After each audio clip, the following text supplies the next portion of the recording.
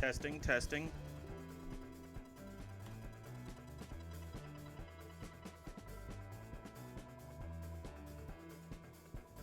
How's my mic working, fellas?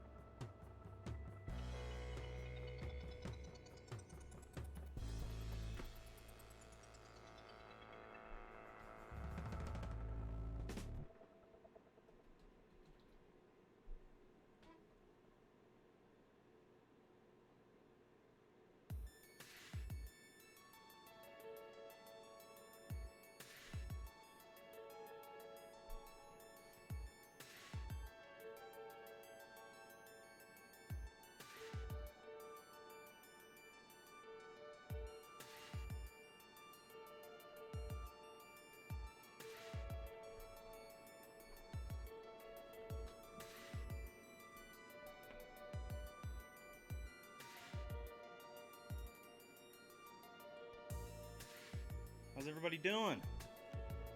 Been off for a few days for, too long now, almost 4 days. It's good to be back. Went up to Denver, did a business trip up there, and the business trip just took more and more time.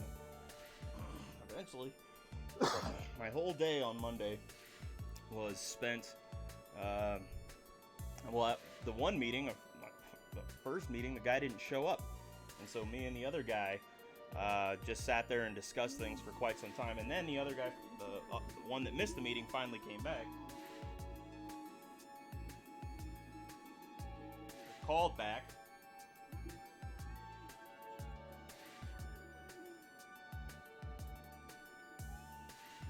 So met with him and discussed plans for my upcoming start of a new business that we're doing.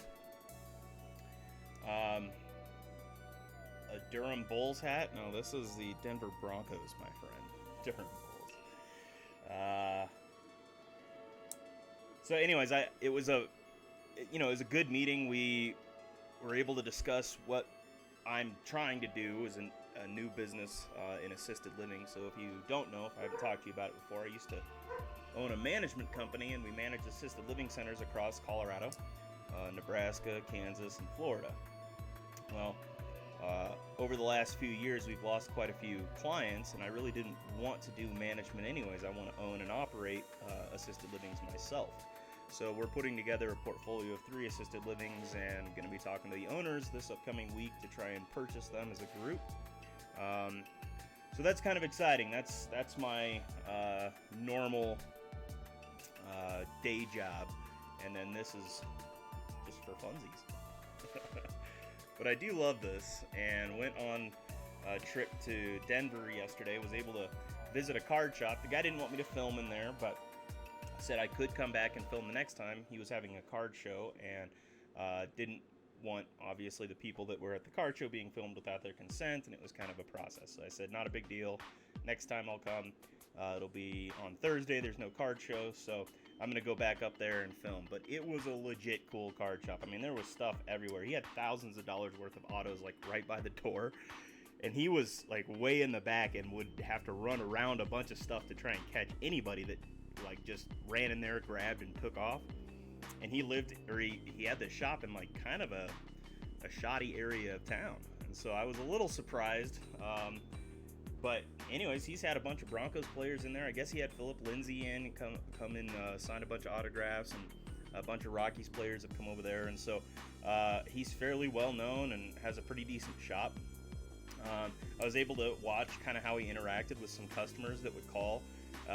Much like what's happening with a lot of us now, especially on YouTube, is we're getting calls or emails from people that have collections. And they're just interested in if my collection's worth anything, is it have value, is it something I can turn around and sell, which is a solid question. You know, I don't know the answer to that on a lot of people's collections, especially when you can't see the collection. And so, anyways, he called, and the guy said, well, my cards are pristine, and the guy on the phone, or the guy that answered the phone call said, well, everybody that's ever called and sold me cards over the phone has had pristine cards. And I thought, that's kind of interesting because it's true. You know, people don't really know how good or bad their cards are, especially if they haven't been in the sport before or in the hobby. And once I got back into the hobby and started like exploring the grading services a little bit more, I started to really realize, wow, there's a lot more to this grading than I think. So when you're looking at a card and you think, well, this is going to be, you know, a card from my childhood, it's just got a little edge whitening, but it's pretty crisp. Other than that, nah, that's it. It's over. A card's not in mint condition, and the high-end collectors don't care. So when it comes to the money that people talk about for cards, it's generally high dollar value, high dollar cards that they're talking about, good quality, good condition. Otherwise, it's just the, you know, giant, massive boxes of base cards and, you know, numbered cards of people that nobody cares about, or autographs of people that nobody, or that didn't make it big. And so a lot of those, you know, we pull today, but they're going to be worth very little, and they are in this case. So he had boxes and boxes of patch autos from tons of people all over the league. He had $1 box, a $3 box, and like a $6 box. And so you could just go through and pick out patch autos for people for $1. I found a patch of Matt Williams, but he took a phone call, and I ended up leaving in the middle of it because it lasted like an hour. I was like, well, I'm not going to stick around here while you're on the phone for negotiating for multiple hours. But the other thing that he said, gave me some advice about starting up a card shop, because I told him that was kind of what my interest was. I thought maybe, you know, a card shop would be fun. And he gave me some advice. He started his back up in the 90s, and, you know, he said that the most difficult thing, obviously, is getting your hands on product. He goes, even if you have a shop and you give them all this good information about yourself, how many people are in this valley that you can service, you know, there's not a card shop within 100 miles. How you doing, Jesse? You know, there's a good market, but they're just not taking on new distributors very easily. And so it's very tough to get your foot in the door with Panini, Topps, Upper Deck, any of them. And he said, so just get used to hearing no a lot, and if you do want to get in with those guys, then you need to start going to a lot of these national shows and big card shows that those guys are at, and let them recognize your face and start get to know them. And then all of a sudden, bam, you're going to have, you know, a few dealers and distributors that are willing to work with you. So that's kind of my hope. I'd like to get in and be able to distribute cards, be a distributor for Topps and Panini and any of the big boys, so I can get some discounts. But he said the discounts weren't phenomenal, you know, especially right now. It's just tough to get your hands on the product. The other thing he said is that they do like bulk submission sales, where essentially the more you want, the more it's going to cost you, instead of the other way around. So if you want 6 cases, then the first 3 are at retail, and the next 3 you have to pay an increased percentage for. Now, I thought that the reason they were doing that was to make sure that not all or one distributor can concentrate a ton of product, you know, just short the market, buy a ton of it, and then you know, turn around and sell it for a massive profit. They were trying to spread out that content, or whatever they're getting, autos, you know, hits, across the country for a geographical spread. I could be wrong, and he said he doesn't think they're doing it for any altruistic purpose. He thinks they're doing it just to make more money. Well, that may be true, but I don't understand what the motivation would be then, other than people would pay it, I suppose. So, but I sure as heck wouldn't. You know, if I have to pay a premium for 3 more, then I'll find a different distributor where I can get them for that, because then you're just paying the same price as Blowout. So, anyways. So he had some interesting ideas and some interesting thoughts, and I don't know, it's pretty cool. He has a bunch of tables in there, and he does card shows quite often, and he wants to set up like a big card show, and said he'll sell me a table if I want to go up there and do it, because he's done it before multiple times, but he's trying to get more guys that are into other things like Pokemon in. So I don't know. I think it'd be kind of cool. I'll go and talk to him again tomorrow. I do have to head back up tomorrow. My sister's having um, a meeting with a doctor up there, and she needs somebody to drive her. So I'm gonna take her up there, and while she's there, I'm gonna try and stop by a few card shops, that one in particular, and maybe check for some more hidden fates. Speaking of which, hidden fates. Spent the entire day yesterday basically driving to Walmart. Not really true. I had a lot of other stuff going on, but any opportunity I got, I tried to stop into a Walmart and run in. Target, I did the same thing and found nothing. Absolutely nothing. But I did find some boxes at Target that they don't have at Walmart here in Alamosa, and so I picked that one up, which is the Absolute Football for 2019. I actually really like the Absolute Football, but I never opened the hanger box. I've only bought into breaks and gotten some pretty decent stuff out of the Absolute, I believe. So yeah, that's a product that I have never opened before, so I'm gonna crack into that today and see what's in there. Hello, Sue. Welcome. It's good to have you. Also, check out my break. We have the Mega Baseball Break on my site. Mega Baseball Break comes with the Bowman Sterling Hobby Box, the 2019 Bowman Sterling. Also, the 2019 Topps 5-Star Hobby Box. The Heritage High Number 2019 Hobby Box. As well as the Topps 2 2018 Topps Holiday Boxes for a chance at the Ronald Acuna. So that break is on my website. It's $20 per team. There is a guarantee of 7 autographs in that break with the possibility of 3 more. So the 2 holiday boxes and the Heritage High Number all have a possibility of 1 autograph or 1 patch. Well, a guarantee of an autograph or a patch auto. And I guess in the 2018 holiday they call it Relic. It will be random teams, yeah. The pricing on the teams to split them out was going to be a little bit pricier, but this one's a big break. So there's, like I said, there's quite a few guaranteed autos, and Topps 5-Star is a really good product. So is Bowman Sterling. If you buy 3 teams, I'll give you a $5 discount. I need to do that with somebody already that sent their money in. So if you buy 3 teams, I will give you what we'll call free shipping and a $5 credit on your account. So that'll be my little promotional thing. I should probably make a coupon of that, and then I can post it here, and then you guys can use that, or a coupon code. That'd be smart. I did look into it though, and I couldn't find a way to like put a discount if there was 3 or more teams. If anybody knows Wix, let me know if you know how to do that in their product area. Hi, Gunner. Dog decided to come inside and stop bothering the neighborhood finally.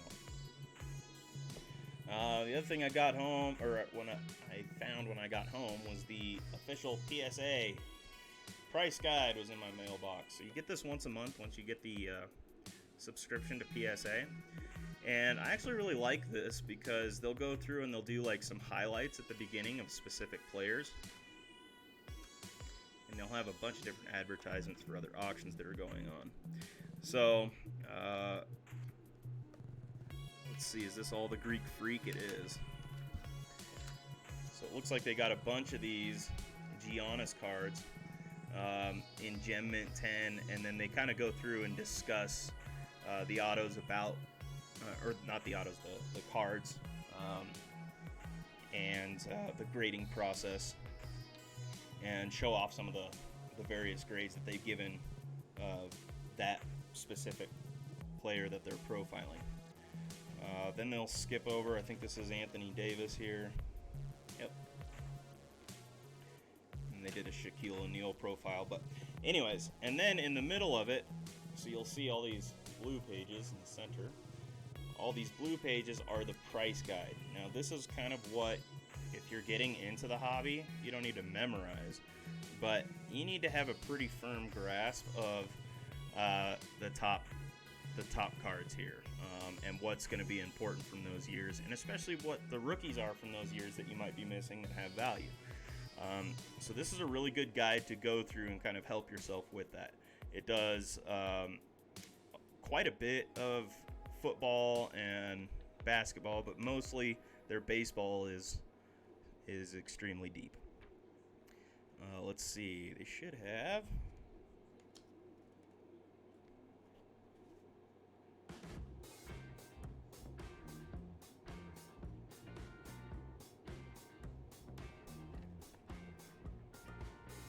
There it is. 1952 Mickey Mantle, Hall of Fame, $2.5 million card. PSA, or not? Yeah, at mint 9. Mint 9. That's wild. How's it going, Arana boys? I don't know if you guys can see that, but that's the Mickey Mantle card, 1952. That's definitely a card you're gonna want to get your hands on if you can. So this is a cool guide just to kind of look through. I go through and check out some of the bigger numbers every month just to kind of refresh myself on what's big and what I need to keep my eyes open for. Here we got the pictures of the Griffies in the price guide, as well as the Mickey Mantle, the Griffey Hank Aaron. It's all three different, but those are three great cards right there. My goodness, a mint 9 on this Mickey Mantle. There's 2.5 million right there. That's insane. 54 Hank Aaron. Wonder how much that one's going for. Let's go check it out.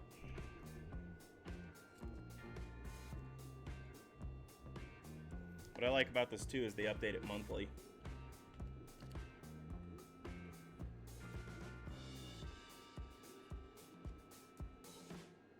Are you kidding me?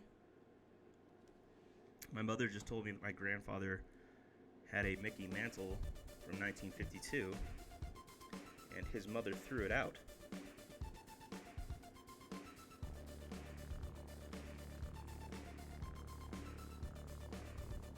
Oh, he had the Hank Aaron.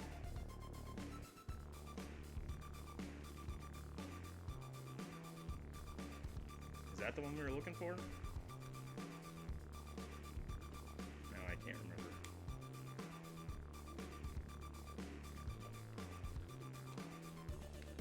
There's hockey. Well, Urban probably knows those guys. Hey, Gordie Howe, I know that one. Tony Esposito, heard that name. The other two I don't know.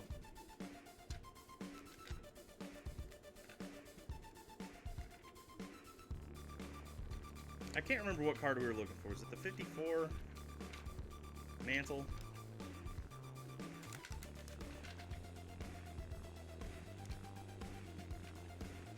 Brother, I think it was a 54 Mantle.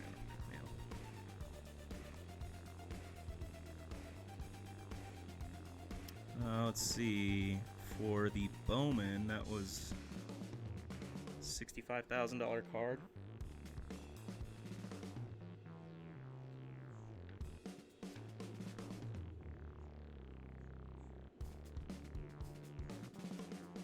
And the Hank Aaron from 54 was a $165,000 card.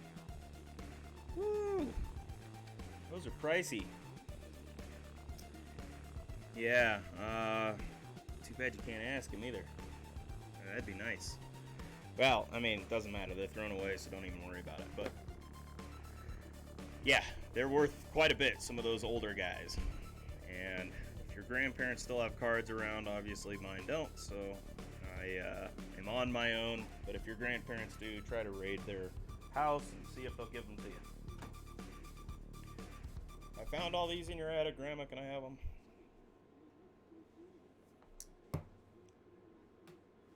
So got a bunch of mail today, Wanted to open that. I'll open these two also today. Bought a few pennants on the road, so I got a nice new Rockies pennant, which I like.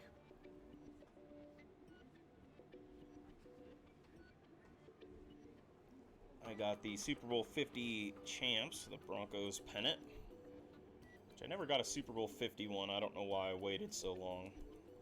And then I got the 3 Super Bowl champ pennant. So that'll go nicely with my other ones into the collection. It's nice. They're only about $5 a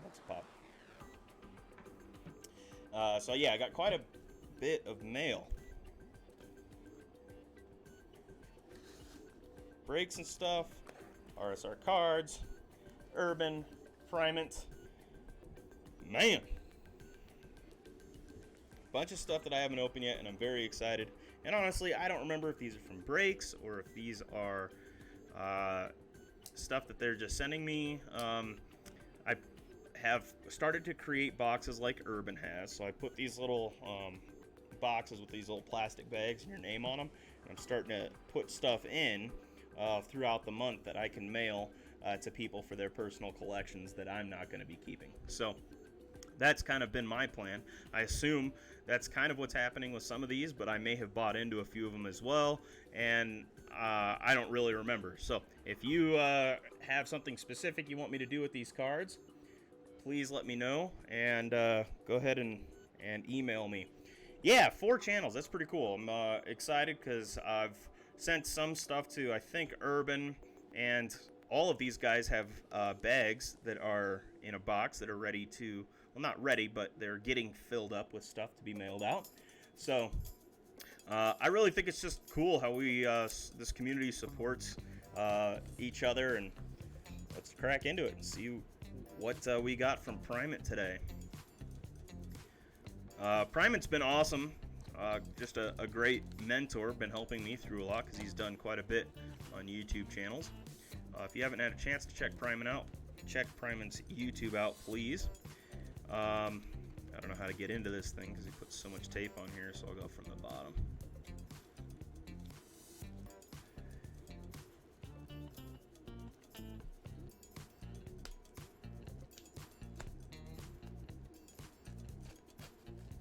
Anyways, and then Primate and I were in Jab's channel last night, just kind of chatting, talking, and oh sweet, I got some Primate merch. All right, so first, nice. This is our I can't remember what they call them, but it's that sticker that you put on and peel off, and it stays. Vinyl. That's sweet. Thank you, Primate. That's going on something here. I don't know what, but... And then there's some more. Oh, yeah. The Primate stickers, baby. Woo! Man, those are actually way thicker than I thought they would be. Those are nice. Alright. I'm excited about my order for them as soon as I can get this dang logo done. It's taking too long. Alright, now let's crack into the card pack. See what's in here.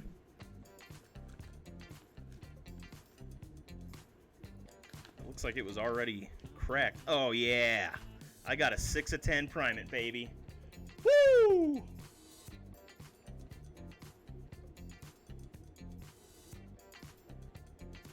That's going in a sleeve.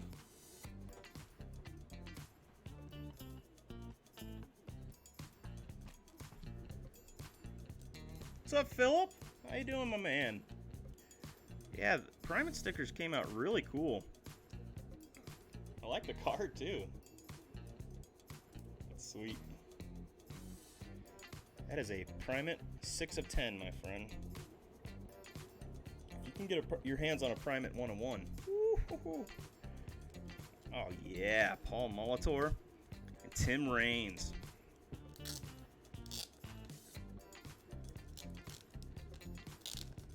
All right, let's see this. I think this Paul Molitor was like a free card or something that I won. And then he hooked me up with Tim Raines because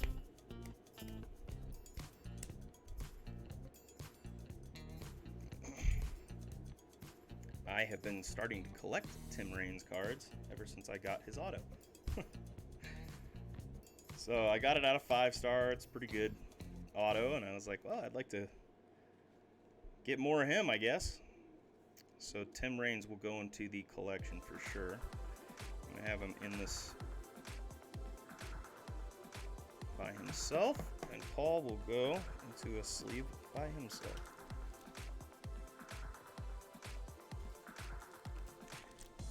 Thank you very much, Primate. I know you're not here right now, but I appreciate it, man.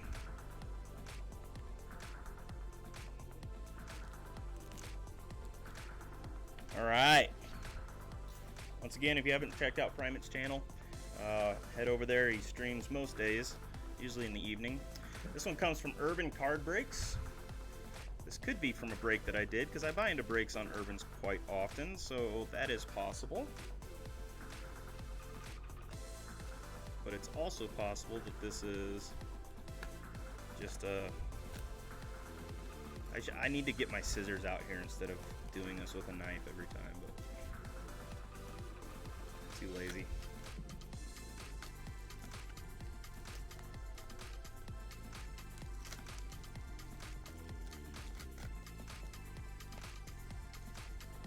There we go. Oh, sweet. Okay, so this isn't from breaks, at least at the very top. This is a Matt Williams card from the San Francisco Giants. Collector's Choice Upper Deck from '94. I definitely do not have this, but this was the National League leaders from '94.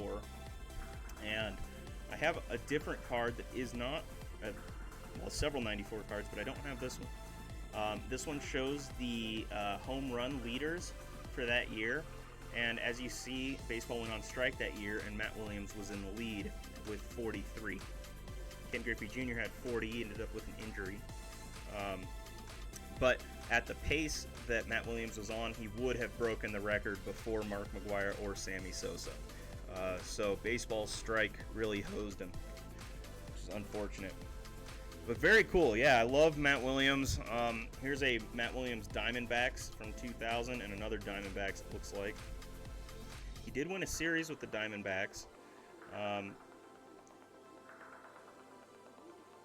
he was, he had come over from the San Francisco Giants. And Randy Johnson was with him that year. An incredible year to be a Diamondbacks fan.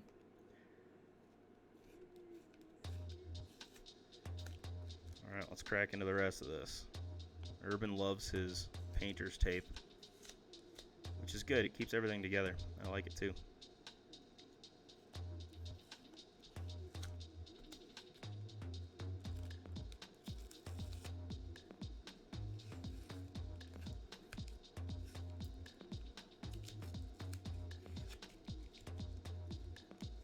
We'll see. I selected a new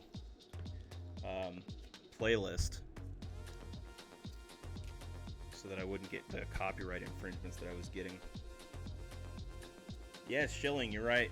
Yeah, that is for sure. Schilling was there as well. Yeah, I believe this one was from a break I did. So this is the break I did on Urbans, which is just awesome. I got the Tim Tebow card that I wanted from Bowman Chrome. I'm sending Tim Tebow, depending on how good it looks, but it looks pretty nice to me. So I'll probably send that in to get it graded. I'm a big Tim Tebow fan coming from Denver. It's kind of hard not to be. He was just a fun guy to watch, and he won. Here we go. Melvin Adone, 2 out of 25. On-card auto. Orange. Very cool. That's, man, that's a cool auto to pull. I had forgotten that I even pulled an auto in that. Maybe I pulled more than one. There's another Matt Williams. 89 Donruss. I do have a few of these babies. But this might be the best shape I've seen on one of those.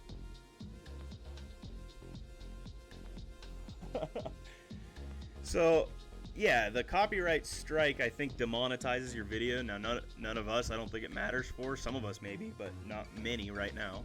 Yeah, got a Pete Alonso out of that, too, from Bowman Chrome, which I love.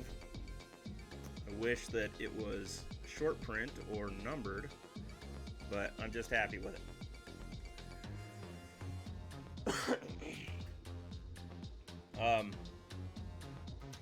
Yeah, so I'm not sure what happened. So they say it's not a copyright strike, it's just like a copyright claim is what I've gotten so far. And so they don't count as copyright violations or anything, but they say that the video can't be monetized. But what you can do is you can take they have like a beta now where you can take just that song out of the audio and keep everything else in the video, and then it can get monetized. So I don't know if it works or not. I have it working on one of my videos right now to see if that will eliminate the copyright claim, but we shall see. All right, let's get into the rest of these. I believe this is the San Francisco pack. I had a few teams in this break, that's for sure. Joey Bart and Buster Posey. All right.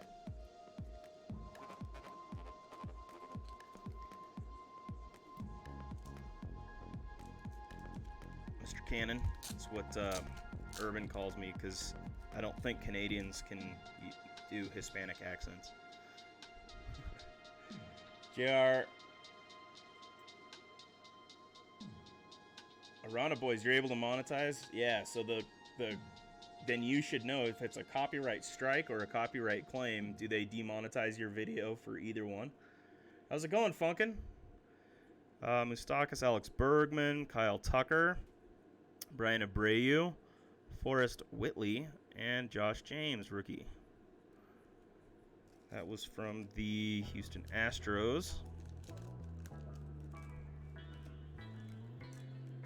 What else did I get in this break?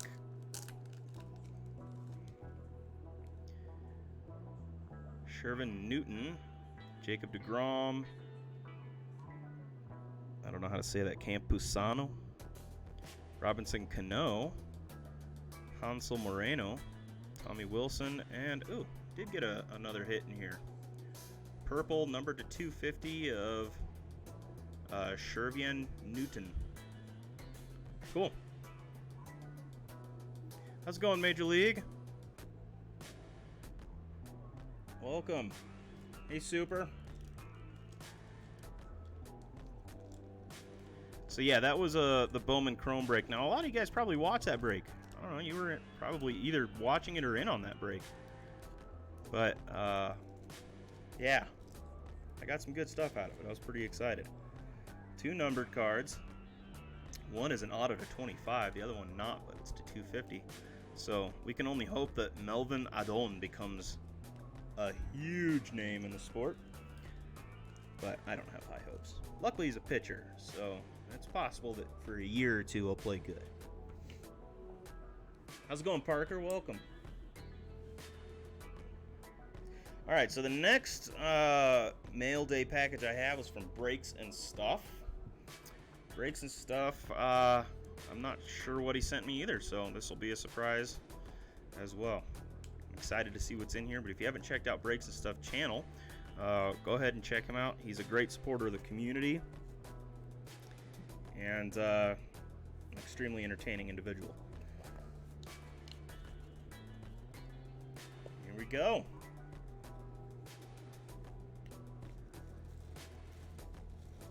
Nice. I like that. Look how nice you packed that. All right, here we go. Man, these look like a bun. This is awesome. This is like a mystery box almost. A Cal Ripken, a Kirby Puckett, another Kirby Puckett. Sweet. Oh, Roger Clemens, Ricky Henderson. These are from 87. Steve Carlton, Paul Molitor. So from 87, I got cards from like 85. Daryl Strawberry, sweet. Don Sutton. Wow, Ruben Sierra. Ooh, there's an Ozzie Smith. Diamond Kings. I love that. Another Don Sutton and a Gary Carter. Sweet, another Roger Clemens. Ooh, there's a Nolan. This is from Topps. I'm sorry, what year was these Topps? What were these Topps? He's 87 as well.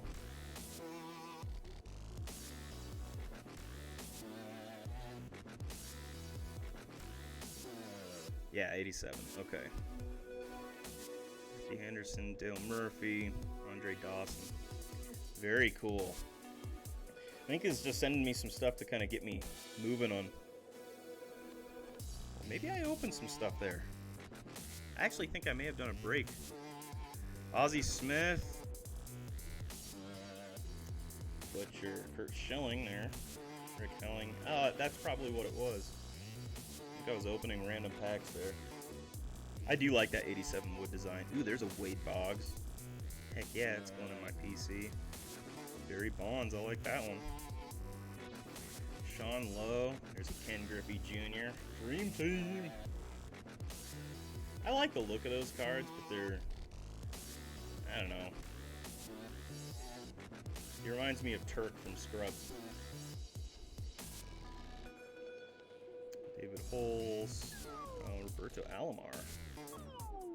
Edgar Martinez. Eric Wedge. Sweet. Got some Rockies in here. Colton Fisk. There's a John Smoltz.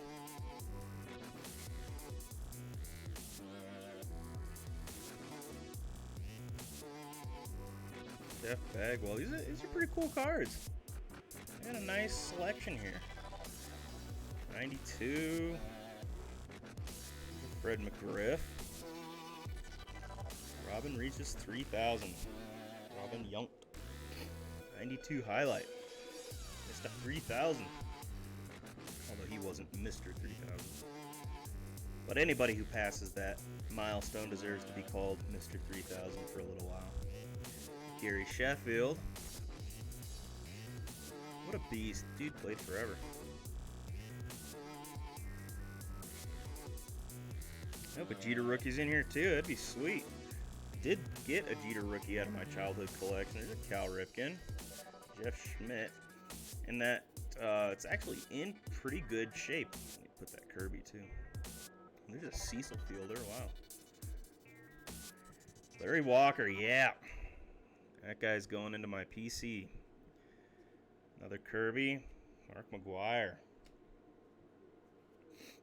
Yeah, Larry Walker, any of the old Rockies.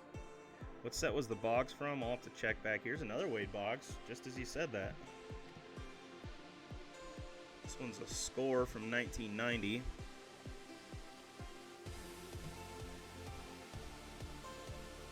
It's actually pretty cool because I haven't seen like these 92 score selects. I haven't seen those in so long. And these Dream Team cards either. I haven't seen those or the 92 All-Star ones. The Wade Boggs was from score. I think it was 93. 93 score on the Boggs. And then this Boggs, it's 90 score. We'll see if we got any more in here. Ozzie Smith. Nice, Tim Raines. Going to my Tim Raines collection. Gary Carter, more Ozzie Smiths, Carlton Fisk, another Wade Boggs. Cool. George Brett, Ricky Henderson. There's a Bo Jackson. Nice. Roger Clemens. It's 90 score. Another Bo from 90 score. I like that thing. Craig Biggio, Dale Murphy, Jeff Schmidt, Paul Molitor, Jack Morris, Bill Swift, Tony Gwynn. This was just all pretty cool cards, to be honest with you. Like, I thought those were all pretty... Did I check these ones already? Earl Baines. Ooh, Barry Larkin. Really off-center. Darryl Strawberry, I think I might have. Roberto Alomar. Will Clark. Oh, maybe not. Cal Ripken Jr., another one. Ricky Henderson. There's a Tony Gwynn. There's a Ken Griffey Jr. Nice. 1 year off. And another Bo Jackson. Bo knows. And a Matt Williams, baby. Oh, and a Sammy Sosa right behind him. Man, what a great decade it seemed like. I I wish they were all worth way more than they are. They're pretty cool, though. I really like these cards. Awesome. Thank you so much. Once again, that was Breaks and Stuff. If you haven't seen his channel, go and check it out. Thank you so much, Breaks and Stuff. I think I might have bought into a break. I think you might have sent me some freebies or something. Either way, I got some cool stuff tonight. I'm pretty excited. Or this morning, I suppose. Tonight. But I'm excited. I got quite a few bows here. I'll go through my quote-unquote hits. Bo, Ken Griffey, Tony Gwynn, Ripken, Larkin, another Bo, Clemens, Bo, Boggs, Puckett, Cecil, Puckett, Ripken, Sheffield, Justice, Yount, Griff, Smoltzy, Alomar, Griffey, Bonds, Williams again, Ozzie Smith, Harold Baines, Darryl Strawberry. I don't know why that one's in there.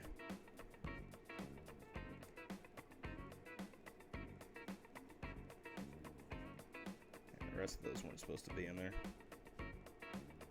So cool. Let's leave those suckers up as soon as this is done.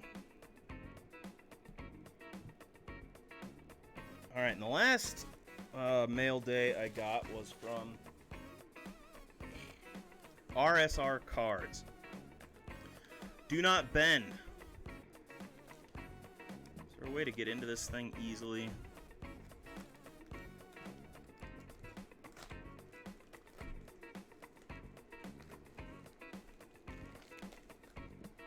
Oh yeah. Alright, here we go, cracking into it. If you haven't seen RSR's channel or checked it out, please do. Great content there. Awesome supporter of the hobby and of people's content. And let's see what we got in here.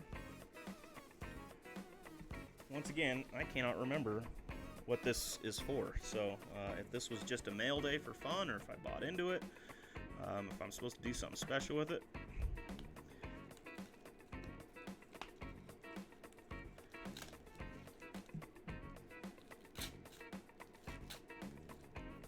The painter's tape lovers are back. There we go. Ooh, wow, look at this. I'm seeing Rockies players. I'm seeing some cool stuff in here already.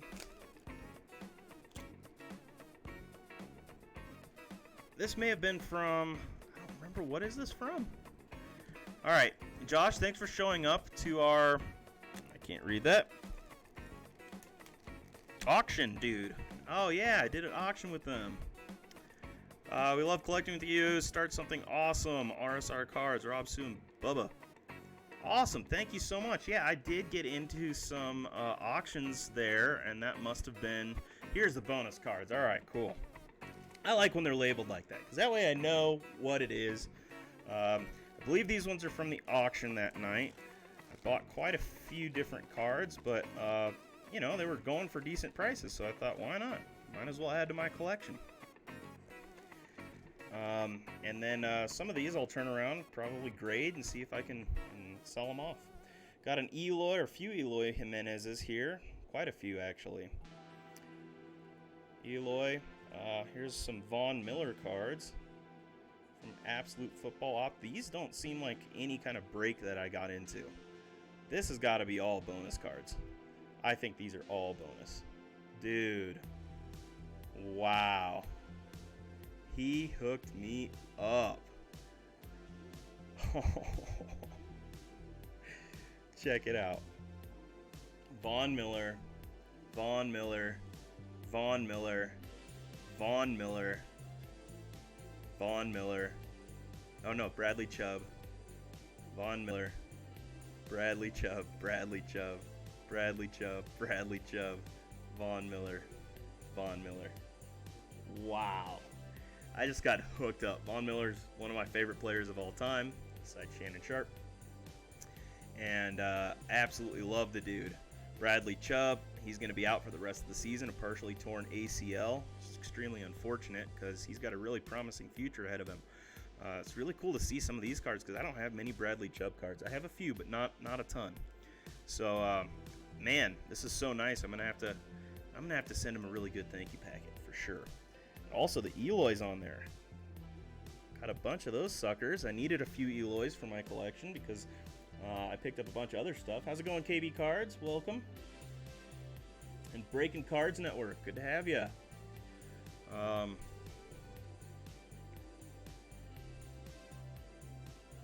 cracking into mail day products that we got. So here we go. We got some Josh Donaldson cards. This is like a Josh Donaldson coin. That's pretty sweet. An Eric Haas signature, rookie signature, numbered to 99. This is from Panini Prism. I have quite a few Panini Prism signatures, and they're kind of difficult to get the rookie ones that are like this, but you know, I've opened quite a few. When I say difficult, it's not that hard, I'm sure, but yeah, this is Josh Donaldson, numbered to 150 from Topps Museum Collection 2019. I have quite a few Topps Museum, but I didn't have a Josh Donaldson that was numbered at all, and I needed this for a personal collection, so I really appreciate getting this one because I would like to get that 2018 Topps Museum Collection. Then this is like a 500 Home Run Futures Club. It looks like a coin embedded in the card, which is awesome. I wonder how to...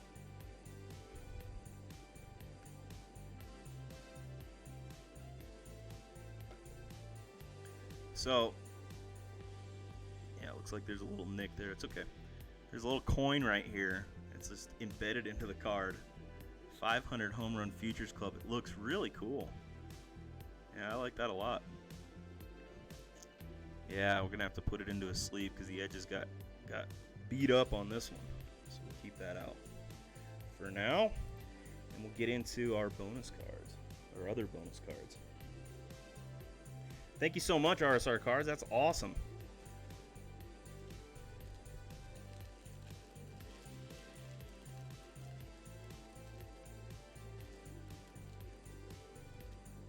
I just set it up as a straight to my mail. But I do have a P.O. box, and I think I should probably start using a P.O. box. But I'm not too worried about people knowing where I'm at because my house is well defended. We'll just say it that way. All right, so thanks for showing up for our auction. It was a fun auction. Got some Josh Donaldson there. All right, Nolan Arenado. I had asked them to sell a Nolan or a Rockies lot, I think. And we got Nolan, a few of them that I did not have. Some Trevor Story cards, which I did have. This one I believe I have also, but I didn't have the Independence Day. Didn't have this Topps Chrome All-Star Game. And then he gave me some Blackman cards as well. Now, like I said, I believe these were all in that one Rockies auction that I did, which was just kind of a mixture of players. Now, I pulled this card multiple times. I do have it in blue, and I'm going to be sending the blue in to get graded. I really like this card. Heroes to the Throne. It's like gold lettering, Nolan Arenado, Brooks Robinson on the back. To me, those are the two best third basemen to ever play the game, and Nolan Arenado is the current master, and Brooks Robinson is the old master.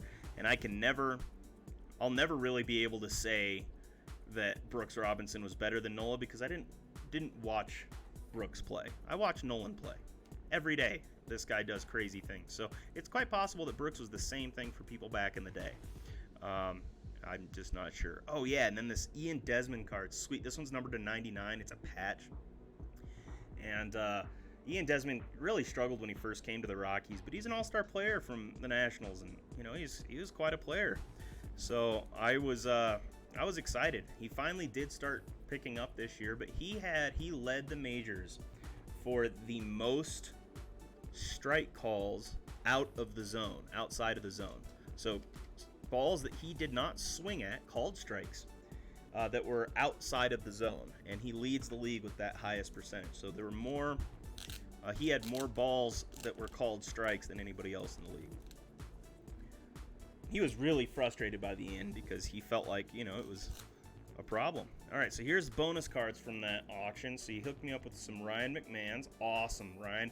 Rookie cards. Rated rookies for McMahon, and two variations. Nice, like a little parallel that's a refractor or whatever. Several Ryan McMahons. Why is it? This must be a refractor chrome.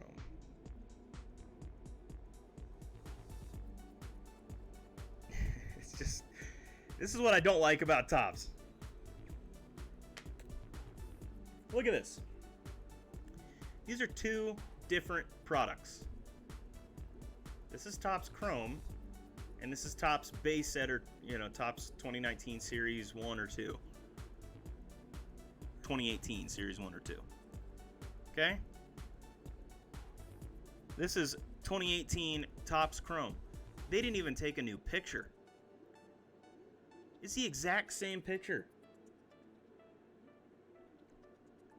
I mean, how lazy do you have to be? You have two separate products. You could at least take another picture for the new product. That's unbelievable. And it's just Topps Chrome. It's how all Topps products are. They've gotten too lazy. Kyle Freeland, nice. That's his rookie. Kyle Freeland, hometown boy. He's from Colorado. He is everybody's hero right now in Colorado, except that he got injured, and then when he came back, he played terrible. Oh, no, he didn't get injured. He got sent down because he was playing so bad. And when he came back, he didn't do much better. He had one good outing, I think, and that was it. So, a lot of high hopes, but he hasn't lived up to the hype as much. He did last year. He played stellar, but he had he struggled this year. And then John Gray had a similar situation, but he's played quite a bit better this year. I feel much more confident with John Gray than I do with anybody else. Yeah, from different companies is even worse. It's just like, come on, put a little effort into it for how much we're paying, especially for Topps Chrome, or any of your higher end products. Come on. Now you can go out there and put patches in cards, game used patches from people. But you can't even take a new picture? Come on. Do I have any Arenado 2013 update rookies? So all of my Arenado stuff is sealed. So I would guess yes, but I don't know, to be honest with you. I do know that I don't have any from the update series. So his rookies all came probably from Series 1 or 2, 1 and 2, and I have everything mostly in sealed boxes or cases. So, I'd buy like a stadium set that had a rookie in it, or I'd buy it straight at the stadium, and I just would never open the box. But you could see the rookie card on the front. I should probably put them into some sleeves and get a few of them graded. I am sending a few Arenados in, but not rookies this year. So that would be a smart idea. I looked it up. I don't think he sent me any rookies in this, dude.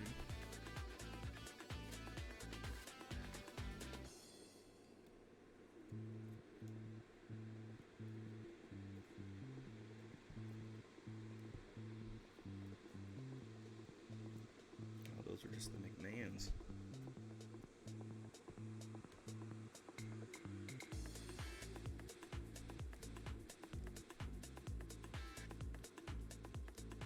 Okay, here we go. So I don't see any that were rookies, which I wouldn't expect. That would be pretty surprising.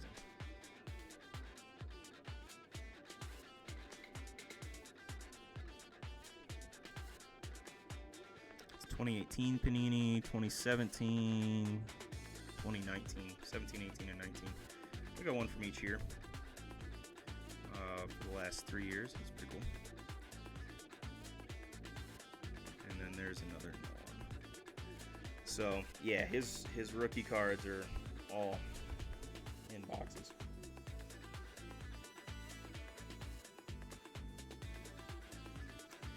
Hidden Fates Episode 1, the one that you did, breaking cards.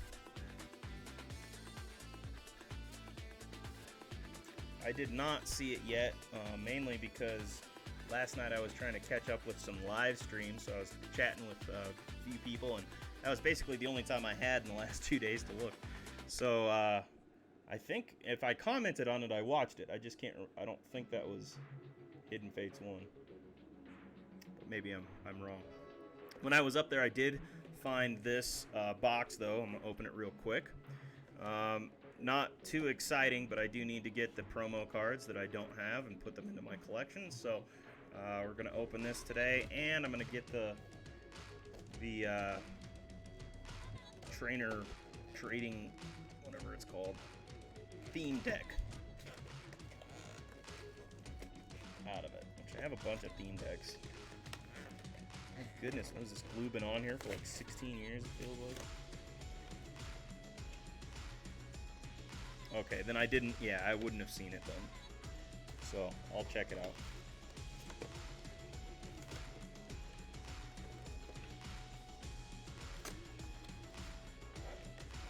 Probably this afternoon once I get off.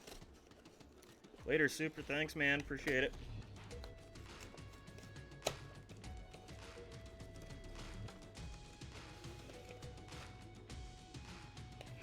Finally, after we rip that box a million pieces, it feels like.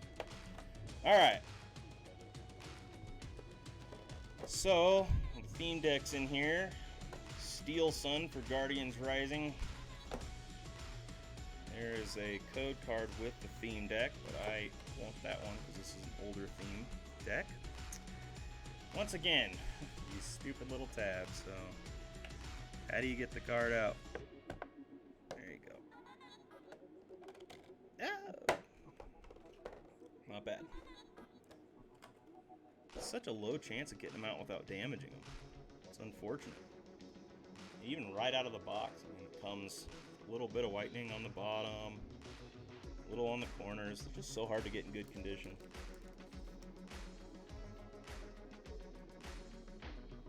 Oh yeah, Super, will do.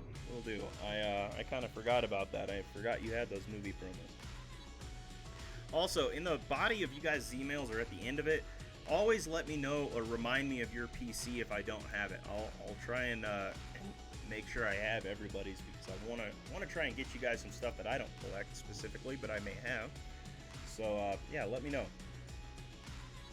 Cynthia, sweet. Yeah, I'm loving the Cynthias. I got 2 of those so far, and I'm hoping for the rest of these boxes that are going to come in Friday. I get 6 more on Friday, so I'm really hoping that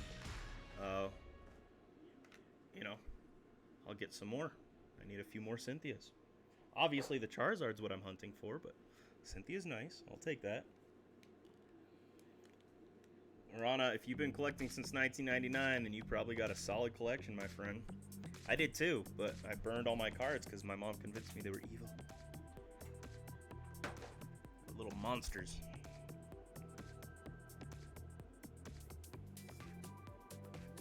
Where did I put that card on there?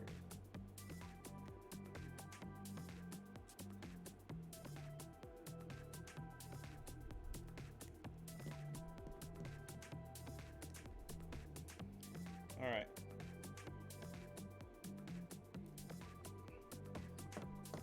So there's Salego SM89 out of 149. Oh, it's not even an SM actually. This is a GX for 149. I thought this was going to be an SM promo card. Well, that's a little disappointing. It's not a Black Star promo.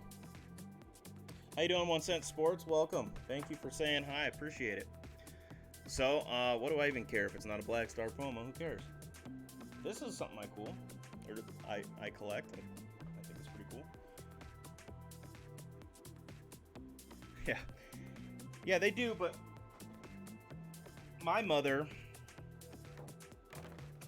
had the best of intentions. I think most mothers do, but, you know, my mother was just trying to look out for her son. Didn't want her to get into some satanic crap or whatever she thought it was. So I get that. And she didn't really realize at the time, you know, she was just trying to protect her kid. And my mom now is super supportive. She comes and shows up in my streams. In fact, she might be here right now because she loves supporting me. And I think that's awesome. I'm very lucky to have parents that will do that, especially at this age. You know, my parents are getting older. My mom's been walking around with a cane the last few weeks. She's probably going to be ticked that I told you that, but it's hilarious to me.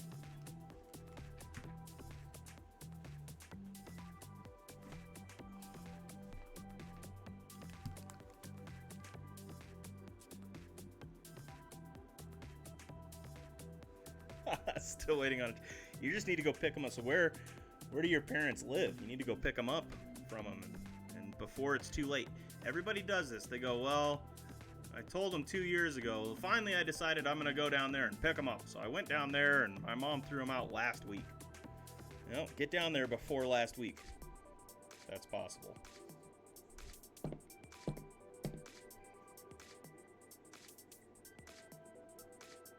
This actually is not in bad shape for one of the big cards. There is like hardly any whitening, and everything up here is a little frayed, but it's not like whitening. It's almost like it's extra that the cutter didn't cut as well as it should have. It's pretty good shape. These have a good chance of getting graded fairly decently because there's not many that are getting graded. So, yeah. I had to do some cleaning up in here because, my goodness, it's been such a mess, and I didn't get a chance from all my other streams to now. Once again, check out my website, Elkinon Breaks, or llunchbreaks.com. Either one will take you to the same place. And check out the Mega Baseball Break that we have going right now. The Mega Baseball Break is a Bowman Sterling hobby box, a Topps 5-star hobby box, a Heritage High Number hobby box, and 2 2018 Topps holiday boxes. For $20 per team. If you buy 3 teams, I'll give you a $5 discount plus free shipping. So that discount will come back to you though, because I can't figure out how to do it right off the top, so I'll have to just send it to you as a coupon or a cash back or something.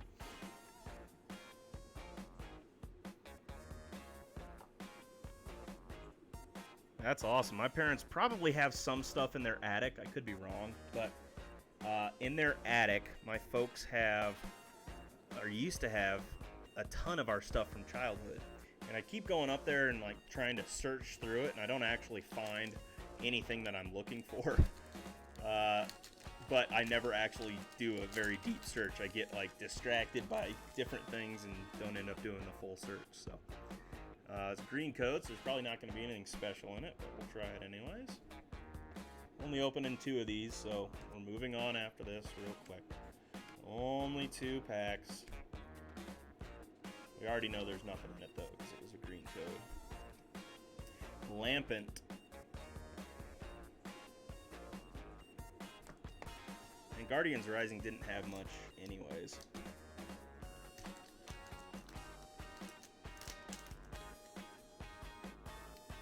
Well, you could clean it out. I mean, I'm pretty sure I've cleaned out that attic of everything that I owned. I could be wrong, but by this time, I'm pretty sure. That's got to be wrong. I'll go up there. I'm sure there's going to be... Excuse me. Excuse me, my goodness. Oh, my goodness. That'll happen. It's not they're not trying to intentionally do these kinds of things to irritate us. It's just that they don't have time to hold all of our crap and go through it to find out whether it's worth anything. Yeah, no way. Whoa! Most of you guys are parents, I think. I'm probably the only one here that's not.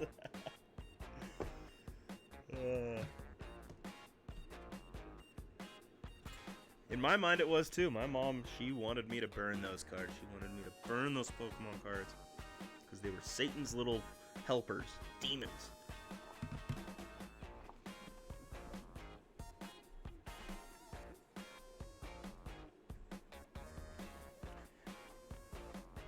But then once again, that's all in your head.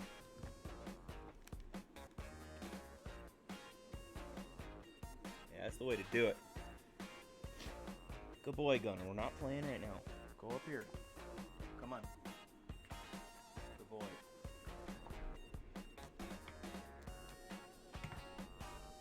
I don't know. I don't have to clean up after anybody, so except myself.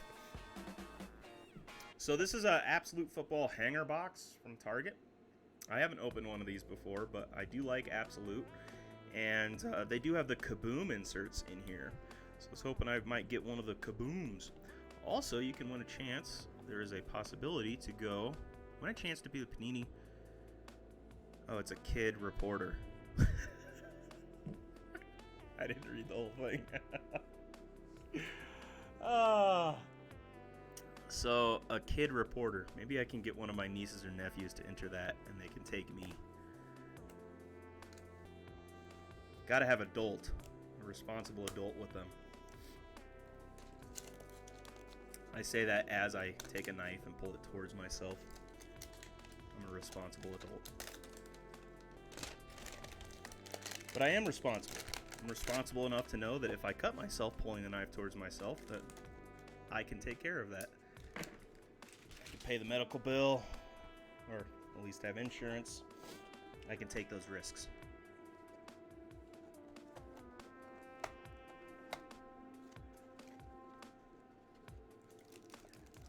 Interesting. So it's like not packs.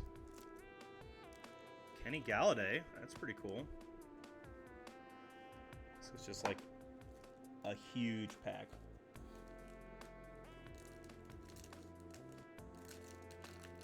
My goodness. My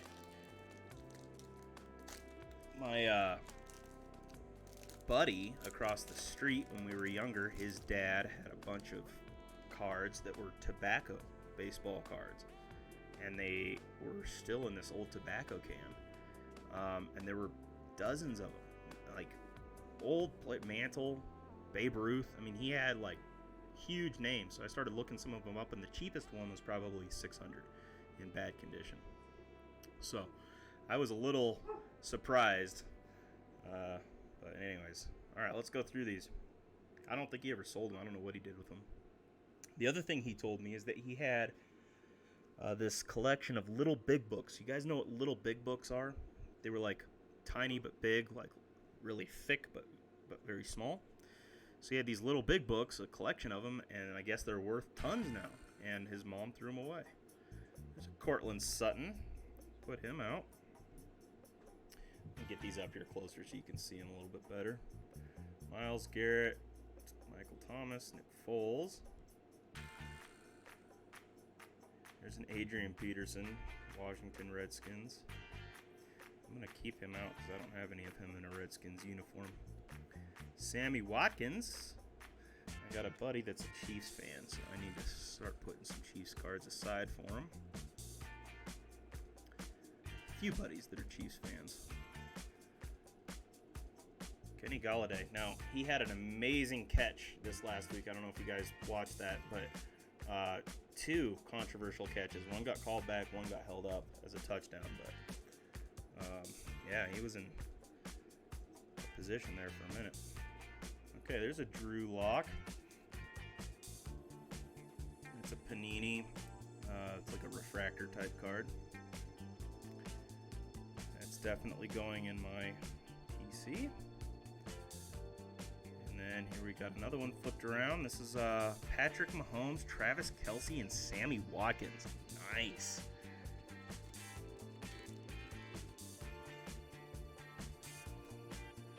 Right, to be fair, who knows? But that's why you just save everything. If it's a collectible, why throw the collectible away? Sell it. There's a Randy Moss. NFL Icons. Ezekiel Elliott. Quite a running back. Drew Brees. Derrick Henry, and Aaron Donald.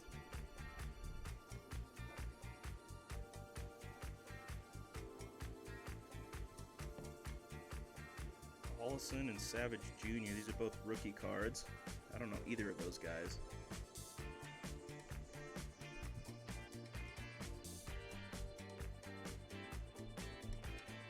Ed Oliver. It's another rookie. Alexander Madison. Rock Yassin. Never heard that name. DK Metcalf. Justin Lane. Byron Murphy. Morgan Stanley Jr. Stanley Morgan Jr.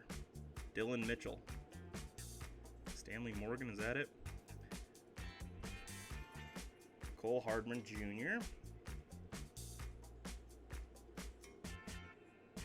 Bunting, Singletary. Nice, Devin Singletary, although he's injured. So now we got Frank Gore doing most of the running for them. He had an okay last week, put at about 10 and 15 points in fantasy. Juan Williams, Josh Jacobs, Tom Farrell, and Terry McLaurin. Hey, how's it going, CNA Sports? Welcome. Beanie Babies, my goodness. We were just talking about Beanie Babies the other day and Furbies. Somebody brought those up. Yeah, Little Big Books, and then there's these other books. There was like this book called Fun with Dick and Jane. And my mom probably knows these books because she gave them to me. They're a bunch of those old books, and Fun with Dick and Jane and See Spot Run, or they were like a bunch of old Storytime books. Anyways, they're worth a bunch now, especially if they're in good condition. I have a few of them, but that's kind of cool. I didn't realize that. Yeah, Fun with Dick and Jane. Those were awesome, man. I love those, and I used to watch Hanna-Barbera cartoons. Although I think Hanna-Barbera actually did Scooby-Doo as well, but they did a bunch of Christian cartoons when I was a kid and in Christian school, and so we watched Hanna-Barbera Bible stories. And then they came out with Hanna-Barbera also did Scooby-Doo, and people in my church are like, no more.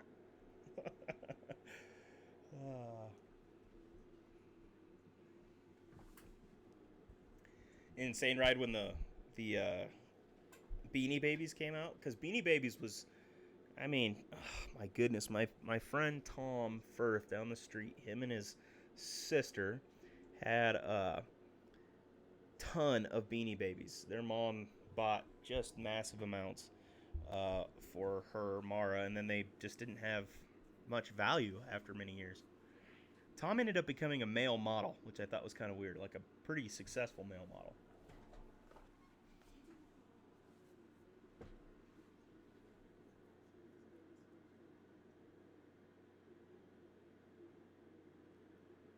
Channel Consultant, welcome.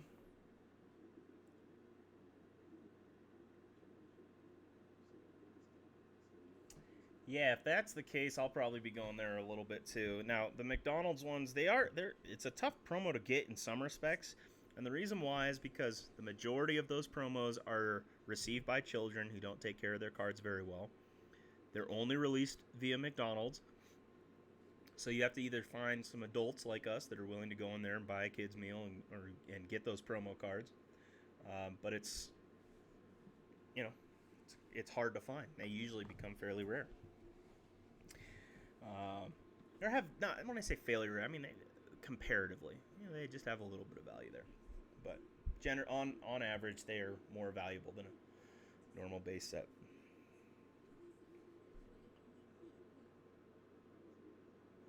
So did you guys watch the game last night? We had a pretty incredible game between Milwaukee Brewers and the Washington Nationals. Brewers, they have been kind of frustrating for us as Rockies fans. I was really glad that we helped spoil that, because they had that locked up and they came into Colorado, and I think we swept them 3 games straight, Milwaukee. And we just maybe it was 2 games. Either way, we held them off from clinching an actual playoff spot, so they had to go to the wild card.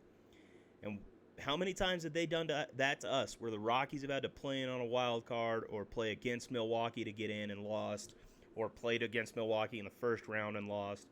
So, yeah, I mean, Hader has, just to the Rockies in the past, Hader has closed us out in a playoff run, and that's been the end of it. We've had to go home because of Hader. The guy, he's a freak in my opinion. I thought there was no way, once they got Hader up with that lead, there is no way Nationals are coming back to win this. No way.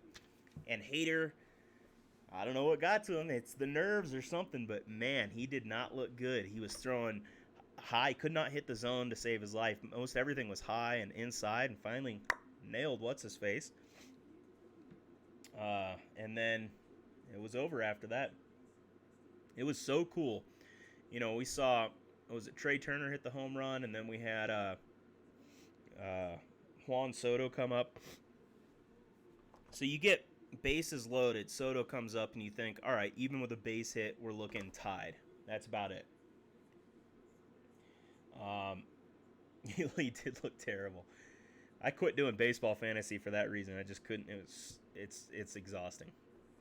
Um, yeah, I agree. I think Hader's phenomenal on this. So I'm not trying to take anything away from Hader. It's just that he did not play well in that game at all. He just looked like he could not find the zone. And once again, he could not bring that shoulder. He kept leaving that shoulder out, and that ball kept drifting up. And so he could not tighten that up and bring it down like he needed to. Down and in is his pitch. And if he can pitch down and in on you, or even that slider away, forget about it. It's just that he's got such good movement generally on his fastball too. And it's not the movement that's on the same plane. So it's not horizontal movement, but it's vertical movement. And it just makes him very, very tough to hit. But he looked poor last night. And, man, they took advantage. And then Soto comes up, and he really he roped it, man. That was a beautiful shot. Comes right. I cannot believe. So this has got to be my thought about the misplay from Milwaukee in left field.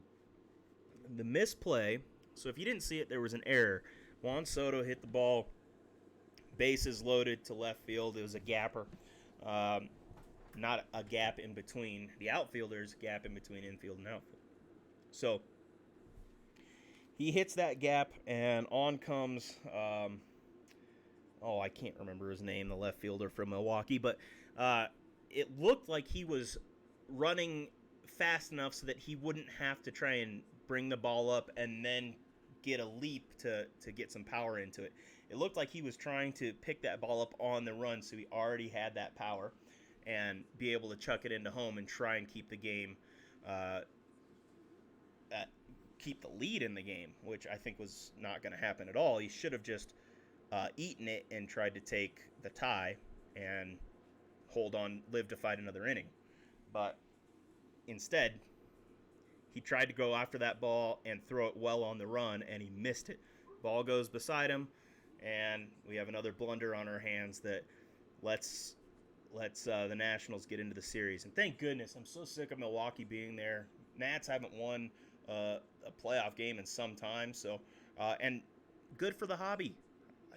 Juan Soto, as soon as he hit that, I look over, and there he is. His rookie card sitting right there on my desk. Cha-ching. You forget, card probably went up by 10% last night. That was great. All right, so here's a quick question from Breaking Cards. Quick question for the group. I have a family friend who is an MMA fighter, and he might be popping on my channel for some Magic the Gathering box breaks and deck building. Would that be appealing to any of you? Yeah, from the perspective of I'd like to, if you were going to kind of do it as a podcast style.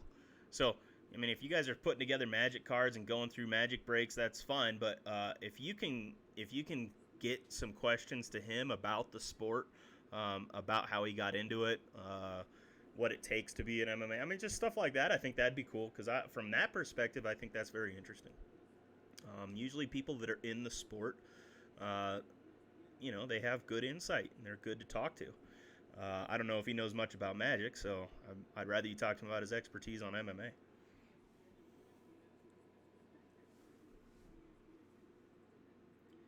Do you breaking cards? I didn't know that.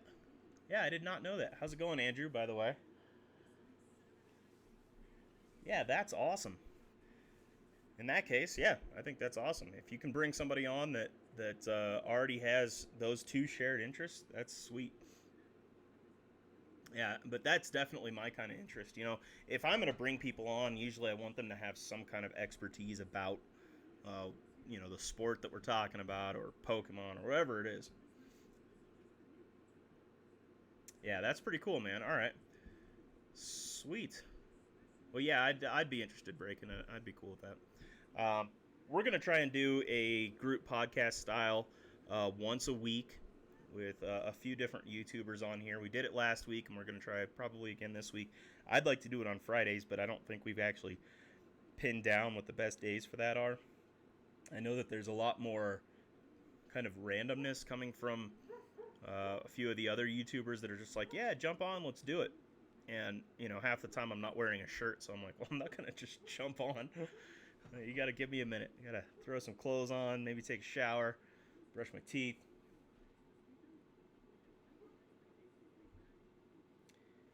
Great, that's awesome. See, I don't know much about Magic, so that would be cool for me too.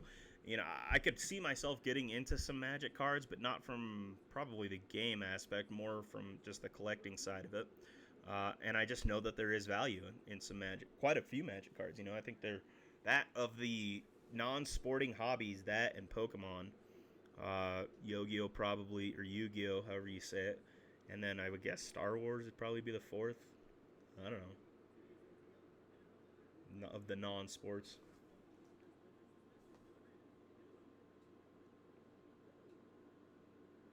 I don't know about. So I've been getting like putting ESPN on recently in the background and just kind of letting it play as I go through my business and stuff.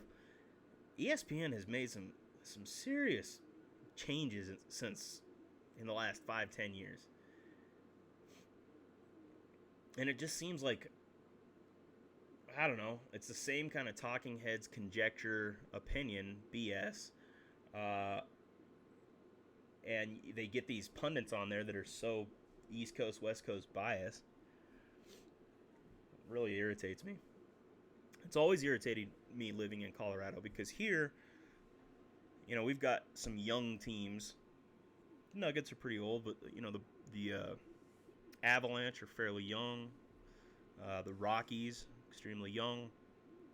And even though the Broncos, have been around a while, but the Broncos have been to, I think, the second most Super Bowls of any team. I think it's the second most Super Bowls they've been to, the second most. Now, they've lost, I think, more than any other team. I think we've lost 5 and won 3. But, we've been to a lot of Super Bowls and never got the due that we deserved. It's just like they want to talk about Brady and they want to talk about Favre at the time or Marino. But it was just, there was so little talk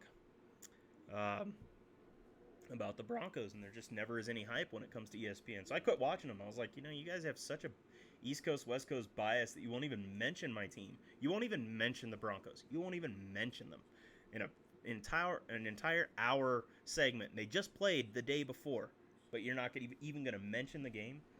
I mean, come on. Instead, they'd rather talk about these big hits on people. Did you see that Raiders-Colts game? It's a big hit, headhunt hit that, what's-his-face? What is it? Bafford? Buford? I don't remember how to say his name. But he, went after receiver's head with his head, and he's done this multiple times. And he's out for the season now. They've suspended him for the whole season. As he's running off the field, he's smiling and blowing kisses to the fans. It's like, come on, dude, you almost killed a man just now. He just laid him on the ground and he's completely unconscious. We breaking anything today? Sorry, CNA, I didn't even see that. I already broke open an absolute football, and then on my site I have my baseball mega break. So go ahead and check out elkanonbreaks.com or llunchbreaks.com for my latest mega baseball break. So let me plug it really quick. The mega baseball break is one Bowman Sterling. You know what? I'll show it. Here it is. Bowman Sterling, 5 autographs per master box. The Topps 5-star, 2 autographs per box. Then we have 2 Topps holiday boxes. These have the possibility of 1 auto or relic per box. And the Heritage high number hobby box. So this break includes all of these 5 boxes and is $20 per team. There are guaranteed 7 autos in this break with a possibility of 3 more. So a pretty good brake. Check it out, Elkanon Brakes or llunchbrakes.com. And check out if you guys have any desire to get into this brake. I'll break it as soon as it's full. If we don't fill this up, then I'll probably break it and give you guys extra teams or something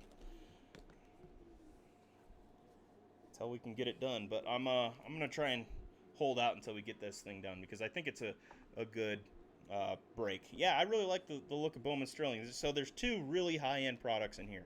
Topps 5-star is probably the most high-end product in this brake.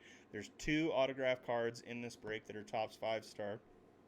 And I really like Topps 5-star autos. If you haven't seen them before, this is what Topps 5-star looks like.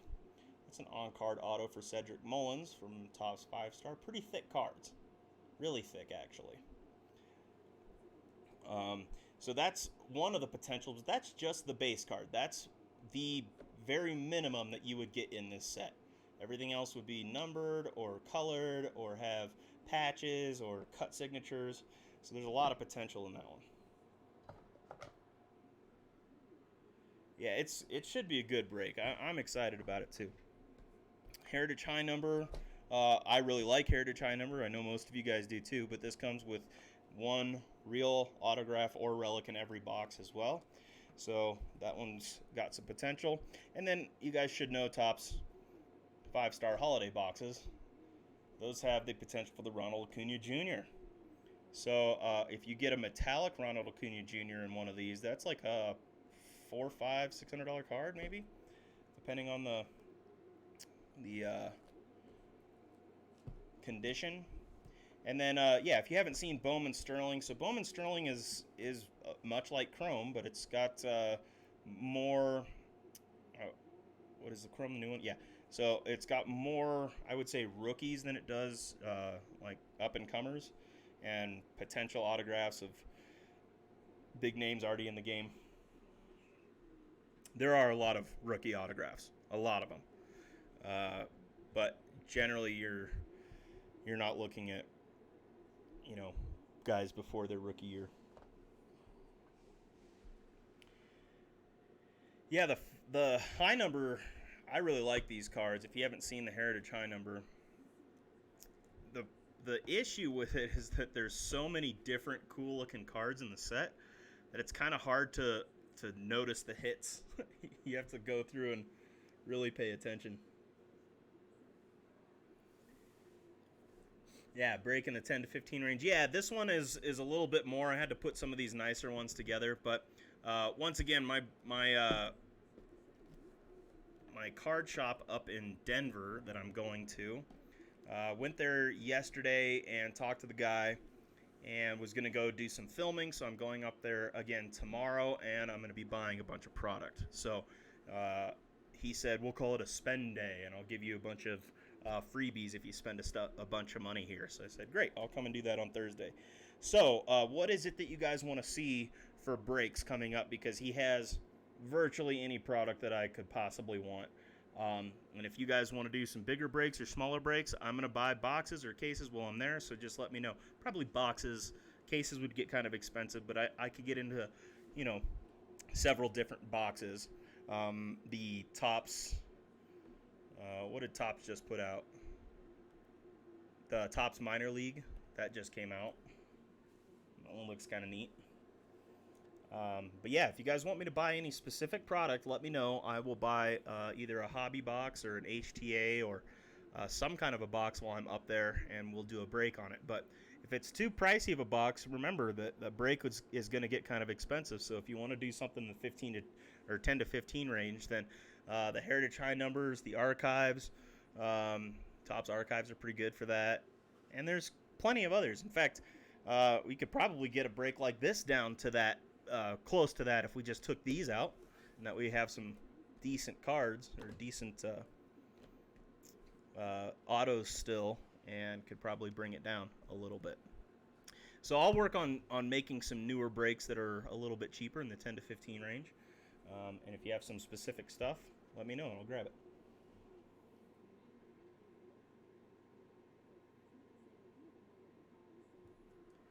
Oh really? I didn't know you guys were related. Cool.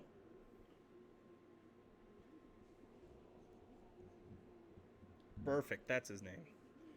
Vontez Perfect. Suspended the rest of the season, and as he should be.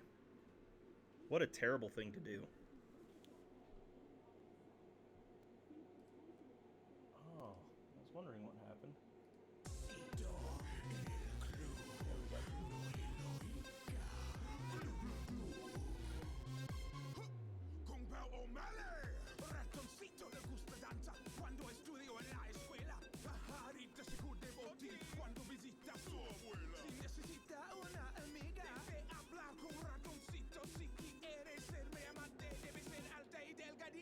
Also, if you didn't see it, earlier in the day we got our first Primate card, 6 of 10. Very excited about that one. Primate's got a great channel. If you haven't seen Primate's channel, please check it out. Primate has some awesome content. Him and I are going to try and go live probably sometime this week to do a little tutorial on how to use Streamlabs. Maybe XSplit as well. Maybe some other stuff. So it'll just be kind of a tutorial about how to go live and how to make the most out of your live streaming. So if you see what I have done on my live stream, it really isn't that fancy right now. But there is some stuff that I have been working on to make it fancier. So I have other overlays. So something like this has a screen share. How come it won't share? Okay. See, this just does a screen share, but it's got some other chat boxes and stuff that I put here. Let me see if I can move the window capture all the way down. There we go. And then it'll pop up another screen if I wanted right here of another streamer. Oops, I gotta transition it.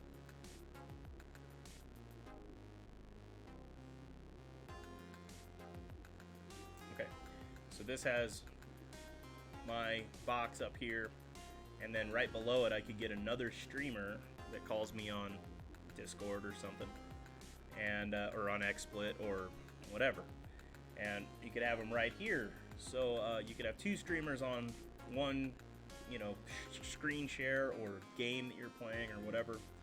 So there's a lot of cool different transitions or overlays that you can make that I think are pretty cool.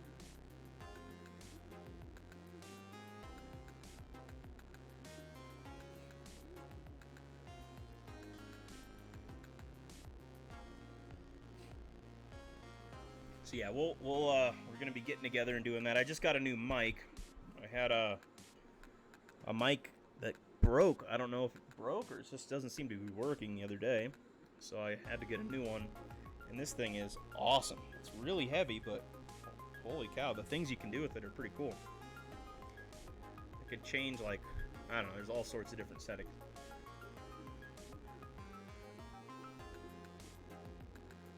Yeah, I do that as my intermission view. I gotta put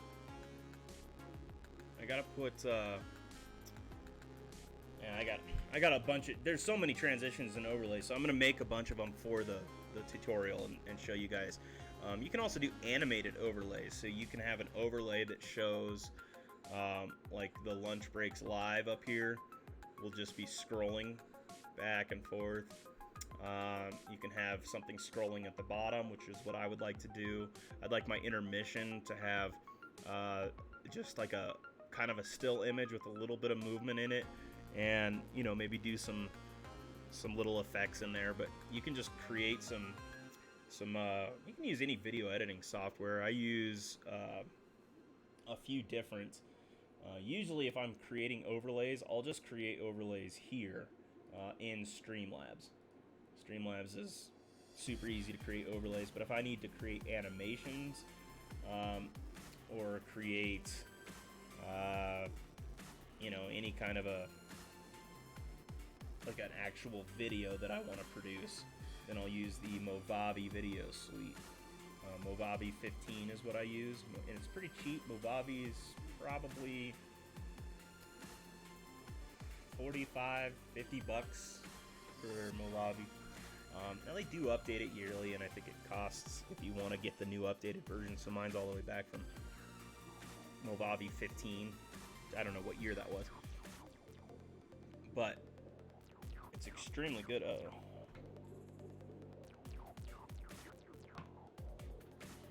What happened?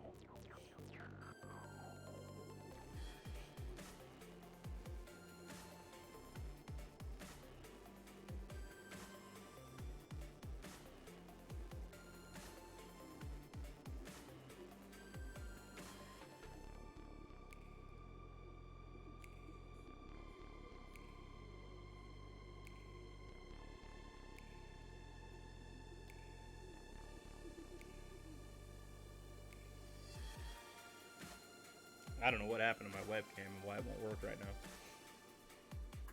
Interesting.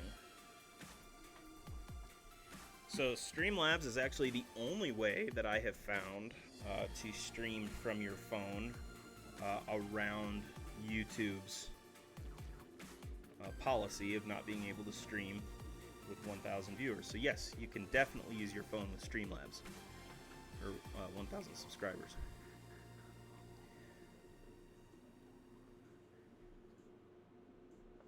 I know, I turned into a... I don't know what happened to the webcam.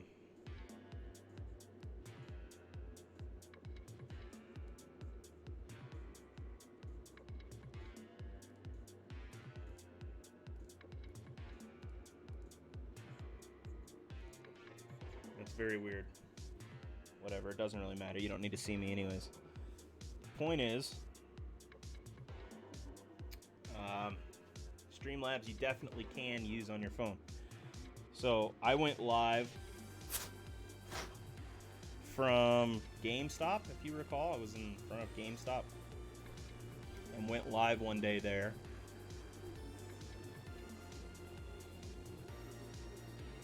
And I did it all from my phone. Got it back, it's working.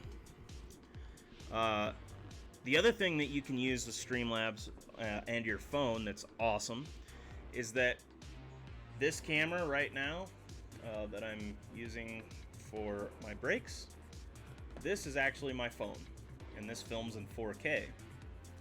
And so this is connected via Wi-Fi to Streamlabs on my computer. So the webcam will film me from my computer. The phone, since it's connected to the same Wi-Fi, will film whatever I have here, and this is obviously the better camera.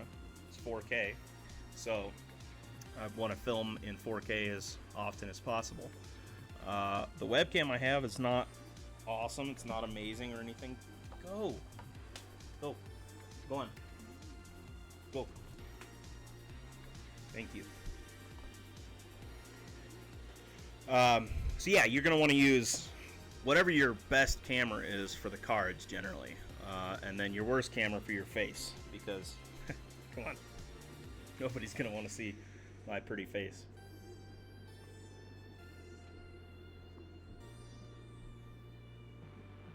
Maybe they will, who knows. So other than this weekend's games, external, I have just a Logitech webcam. It films in 1080p. It's not bad, but it's not great. Like I said, the webcam is much less important because it's just me. You know, it's just my face. Nobody cares about that, but you do want to see the cards clearly.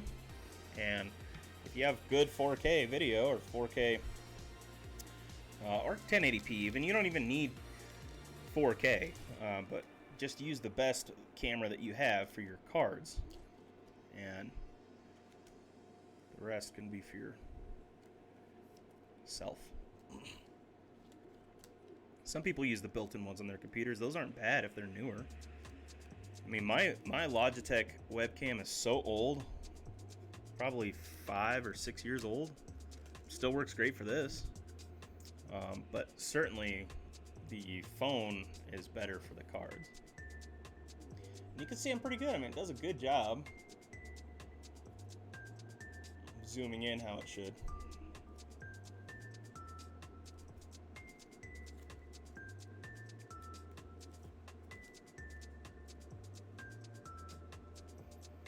Do we have a baseball game tonight? Who is playing tonight?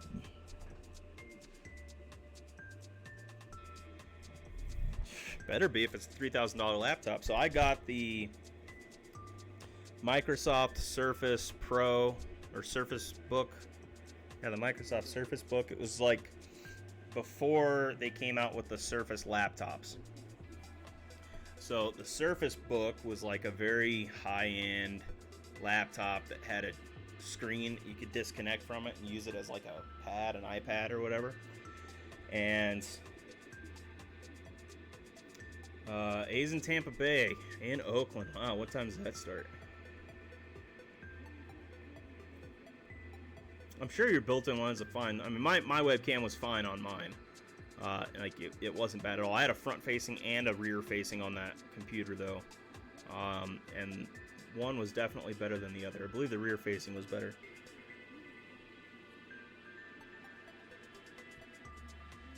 Yeah, mics are extremely important. Like this one I got is the Yeti Blue.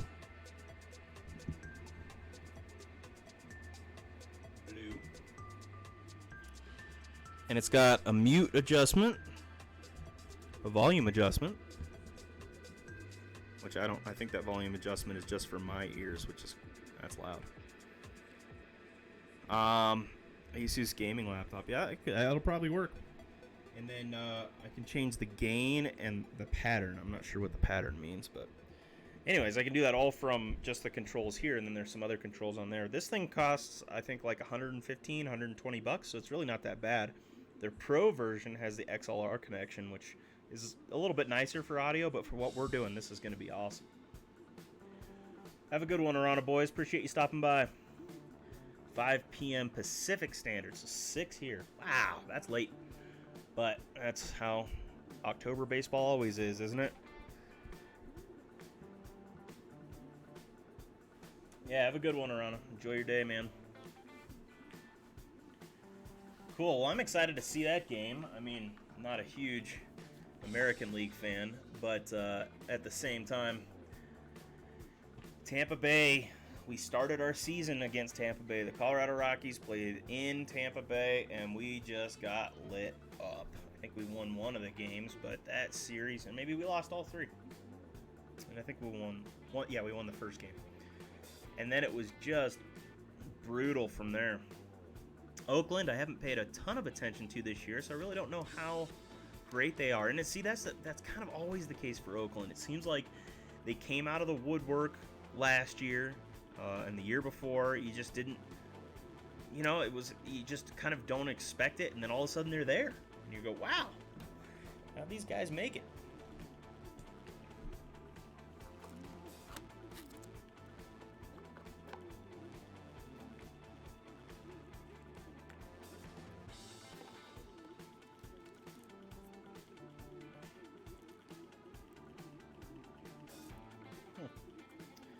Also,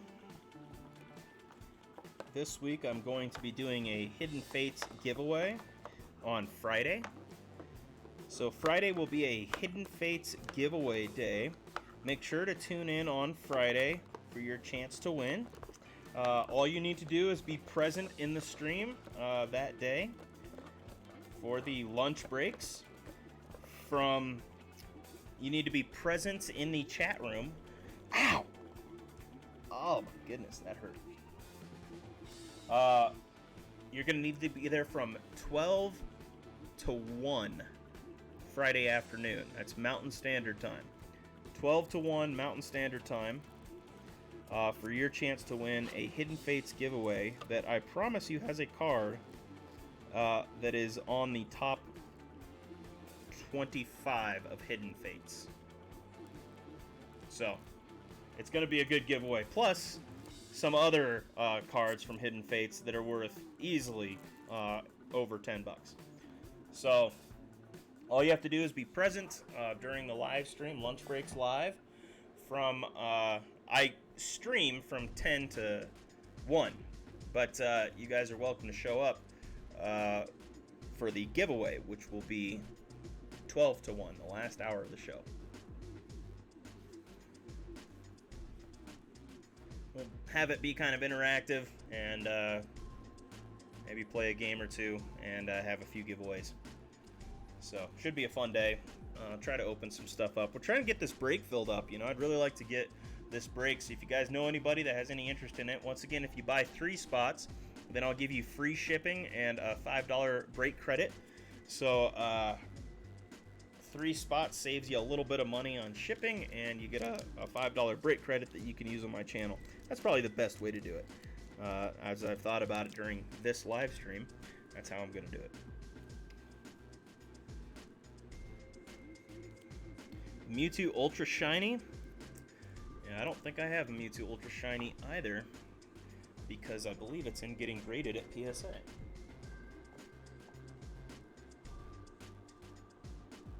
I did pull a Mewtwo Ultra Shiny, and I also pulled the Mewtwo Ultra Shiny for the Japanese version, which was Ultra something. I actually think it was called Ultra Shiny, that set. So, this current submission is going to have Lady, Cynthia, Espeon, Buzzwole, Zygarde, Golisopod, Guzzlord, the Birds, Char, Quagsire. We have a Tapu Koko, another Tapu Koko, and a Tapu Fini. So that's what my current submission is. Like I said, my Mewtwo's are in getting graded right now. So excited to see what they'll come back as. If I can get some high PSA numbers on any of these, I'd be really happy. 9s or 10s. Obviously 10s is what you want, but I accept 9s.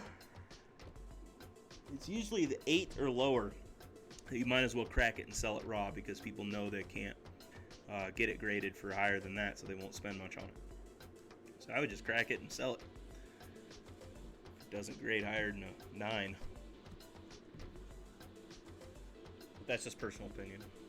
So once again, check out Elkanon Breaks if you guys do want to get into this one.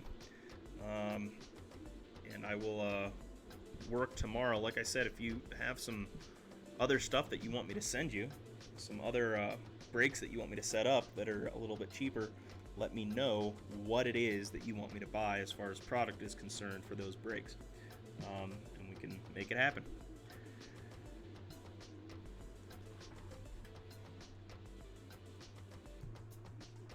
I'll probably be getting that minor league box and bringing it, probably 2 of them, saving one, opening one. And that break is quite a bit cheaper. Those hobby boxes are quite a bit cheaper for the minor league players.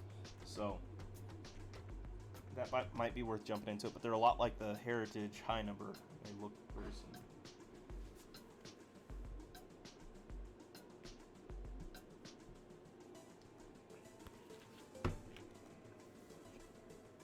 I'm getting very close to being finished with the Hidden Fates set. And I still have some work to do. So 6 boxes coming in on Friday.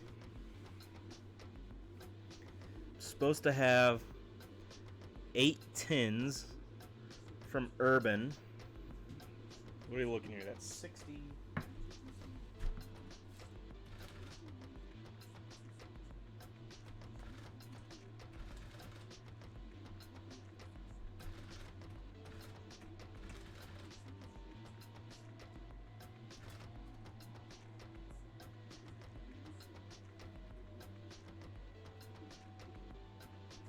So that'd be 32 packs for the tins that I'm getting, and 62 packs or 60 packs for the boxes I'm getting.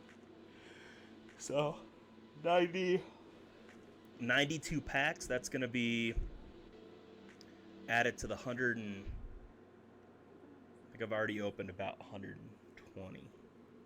No, more than that. 220. So that'll be close to 320 packs when I'm finished. And we did some math on it. We averaged there was about 1 shiny Charizard for every 350 packs. So when all's said and done, how's it going, Primate? Why aren't I finished? Because I had a lot to talk about today. Just kept going. So 350 packs for 1 shiny Charizard. That's how many there are on average. So I'll open close to that many packs, and we'll see if we get it. If not, like I said, I'm gonna keep opening until I get it. I gotta find it. I gotta be the one that pulls it. I don't want to buy it. I looked at it the other day. I tried. I even bid on one, and it sold for way over 500.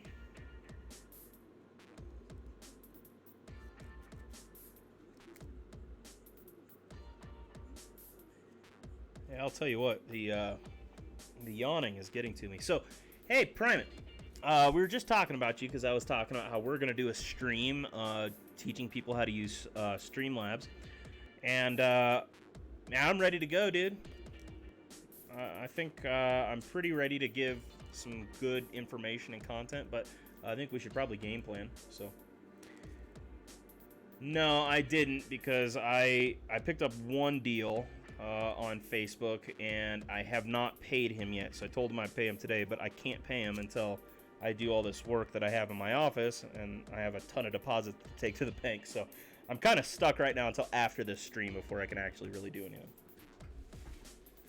But yeah, as soon as I'm done with this, I plan on getting that from him, because I really liked all the cards. There's a ton of base set cards, which was awesome. So I'm kind of excited about that. And then when I went on this trip this weekend, or this business trip, I had to stay in hotels and all over the place, and so I just kind of drained all my accounts and had all these deposits at home that I thought, well, I should put these in before I go, so I won't have this issue. I just didn't do it. I should have. No, the second one I didn't. I didn't like as much of what he had for the price.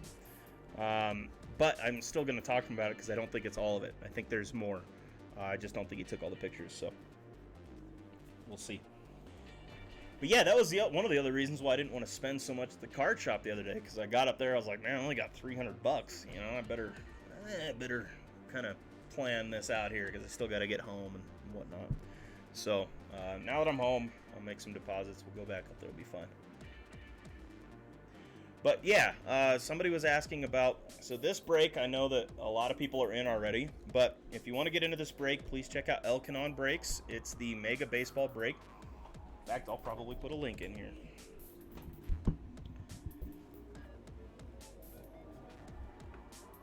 So this is the Mega Baseball break, and it's good. 7 guaranteed autographs.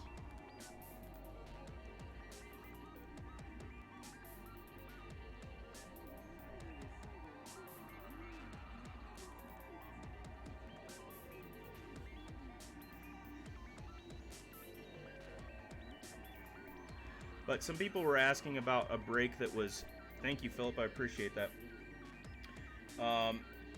about a break that they could do for a little bit cheaper, somewhere in the $10 to $15 range. So I would like to know what products you guys would like for those, as far as breaks are concerned. So if you want, I'm going up to get some product tomorrow, and would like to pick up some hobby boxes, maybe some HTA boxes, to make some breaks that are going to be more in that $10 to $15 range. So if you guys have some product that you're interested in that you don't really want to put your money in to get your hands on a whole box, let me know and I'll get it.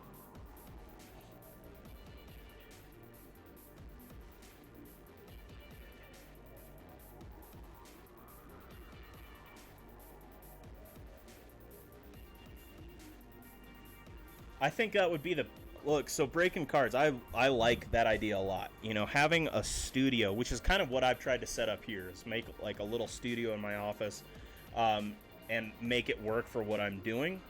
But I would much prefer to have my own studio space that isn't shared with my quote-unquote office space. And I do have another room that I'm going to start building or working on a studio in, I believe. And that way I can have some more control over the sound, the lighting, and probably more cameras as well. So I've seen quite a few people do like 3 or 4 cameras with Streamlabs, but with Streamlabs, it doesn't seem like they would allow you to use your phone on the Wi-Fi or multiple phones on the Wi-Fi. So they would all have to be webcams except one, because you can only have one connected device via Wi-Fi, it looks like. Now, I only I might have to do some more research on that, because I only know that because I tried it. I put two phones on, and if I changed one setting, even though I had two boxes set up for this, if I changed one setting, it would change the setting on the other phone too. So it'll only go from one or the other. Yeah, take a picture.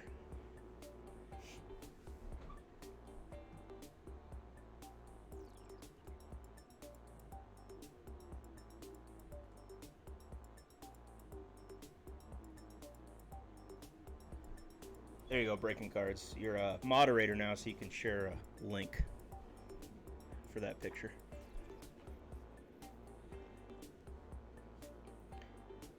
Who else is going live today?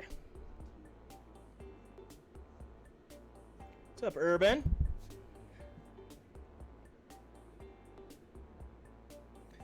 The other thing that the guy told me at the card shop, he said, look, there's one thing that a lot of us card dealers are dealing with, our shop owners are dealing with, and that's that a lot of us don't have good lines on wax.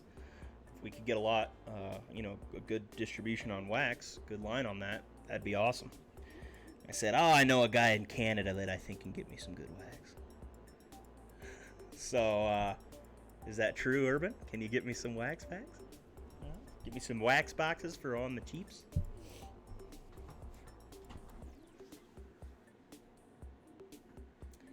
I have no clue. I mean, if you have like a link to like a Facebook picture or something, like a post that you put on Facebook or one of your social media sites, then you can share it here.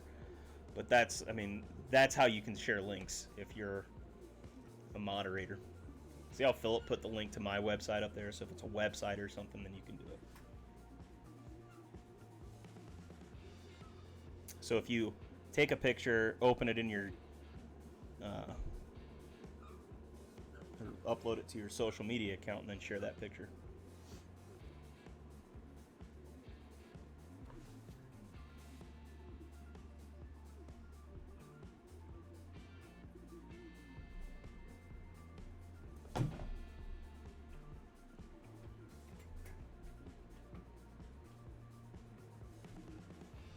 I don't know what my dog's doing. He's running around and knocking stuff everywhere. Alright, yeah, that works. Yeah, just send me the email.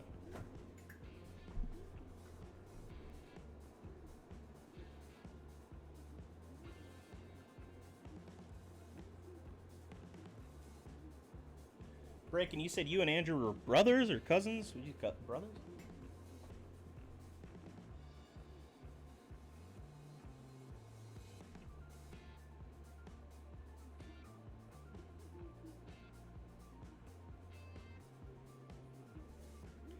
And breaking cards, where are you guys at?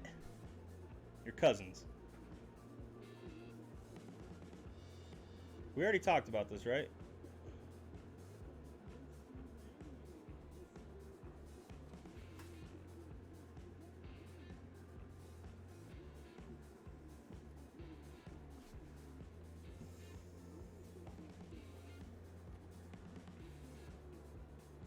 Oh.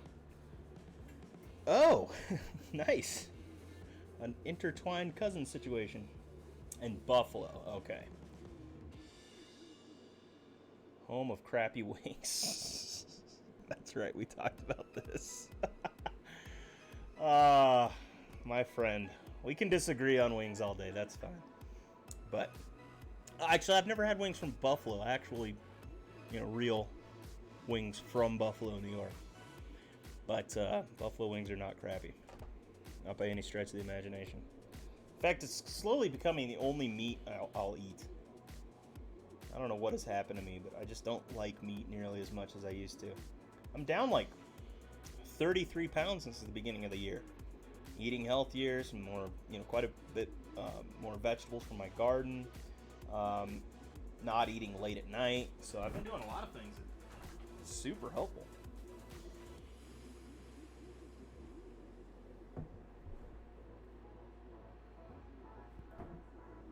That is a sad day. Very sad day. And that is pretty weird, Andrew. The conglomerate we have here, the mix. I had a buddy, two sisters in college. They married two brothers I went to high school with. And the brothers that I went to high school with, we all ended up going to the same college, and then these two sisters went to the college, and the two sisters married the two brothers. So then I was like, well, oh boy, how is this gonna work? Especially when one of them got divorced. So now one of them's still married, but the other brother and sister are divorced, and family reunions are just a nightmare. And they have to be. Wasn't even invited. So I think I've told you the story about why I collect Matt Williams cards. So Matt Williams is part of my PC, and he's that because he was a family member for a while. And my mom used to tell us, or dad, somebody, he's our uncle. Oh, cool. So I tell everybody he's our uncle. But once I actually sat down and figured out what the real family relation was, and by this time that I'd figured it out, the relation had been cut because of a divorce. So he was my dad's, Matt Williams was my dad's stepsister's ex-husband's brother. Okay? My dad's stepsister's ex-husband's brother. So through marriage, and then there was a divorce that cut that connection. So it was basically... Alright, I'll check my email. So it's a really, convoluted relation. It's not even a relation anymore. But that's how I got started collecting Matt Williams stuff.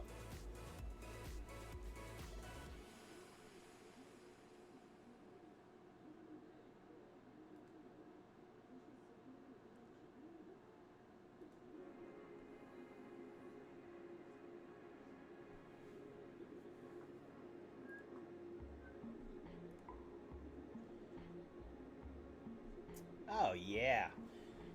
That's awesome. Do you mind if I show this picture, or do you want to keep it secret for now? Until you're ready to go live with it.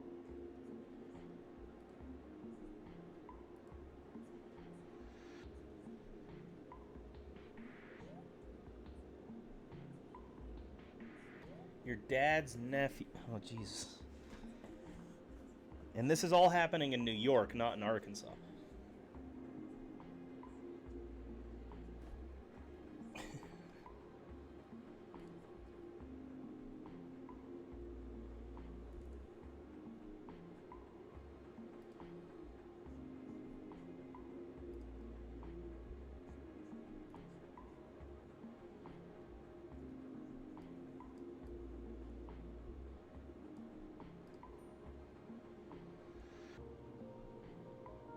Massachusetts.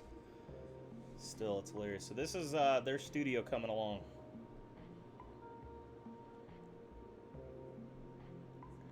That's pretty sweet. So you guys living together?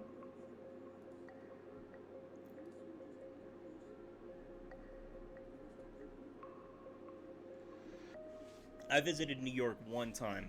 So the most interaction I have with New York or New England or any of the East Coast was my ex-wife. My ex-wife was a immigrant from Brazil. She moved to Boston when she first immigrated, and I met her about 2 years after she moved to Boston. And the only reason I met her is because this friend of mine from high school was dating her best friend, and her best friend and him had met via an online dating site. So he said, well, you need to meet this friend of mine. I said, okay, so I met her. She was living in Boston at the time, and I just, connected to her on Facebook at first, and, started talking to her that way. So she was typing to me the entire time. So I didn't know she didn't speak English. I just thought, she spoke English because we were typing back and forth. But no, she doesn't speak lick English and only spoke Portuguese. But after the first 4 hours of talking to her, I was kind of intrigued. So I talked to her, a little bit more and started going out to Boston to actually visit her. And that's how I got involved with anything in the East Coast. Boston, what a nightmare of a city. Because, oh, nice. That's great of you guys. That's very nice of you. Cool. but yeah, I had gone to Boston when I had first met her, and it's very much a city that's laid out like, you know, old timey. I mean, obviously the streets are super narrow because they just had horse and buggy. They didn't plan for cars or anything. Yeah, it's all circular, and all the roads are on top of each other. So it's not like, GPS helps you a whole lot because it can't really tell the height that you're at that easy. And so you're on one road, even though you're got 3 roads above you, and it doesn't really know where you're going. So it was actually in Everett, Massachusetts, a little north of downtown Boston, Everett, Somerville, Malden, that kind of area. But Everett is where she lived. And so, Everett's pretty much all Brazilian anyways. And then Malden and some of those other ones that are close there, high Hispanic population. So it's very minority centric up in the northern part of Boston. And most of them are illegal immigrants that just haven't really assimilated at all. So they have a very, they have their culture, they have their language and their restaurants and everything. And so she felt very comfortable with that because she didn't have to learn English or become part of American culture or anything. She had basically all the best parts of Brazil in America with all the freedoms of America. So she moved out to Colorado when we got married and absolutely hated it here because she didn't know English and I was kind of her connection to the world. But anyway, she took me up to New York once when we were dating, or I guess down to New York when we were married, and took a bus down. It was very interesting from Boston to New York and then back up. It was like a double-decker bus. So you got to sit kind of high up and drive through the streets of New York and see things from a different angle. It's super cool. New York City is just a totally different animal. I'm from a small town, Colorado, 9,000 people. And you go to New York, I felt like once I got to Central Park, I was like, thank God. I feel like Colorado in the middle of the city here. So it was very nice. Central Park I liked a lot just because I did feel kind of homey. Felt like it was kind of homey. But other than that, the rest of New York, I could just not.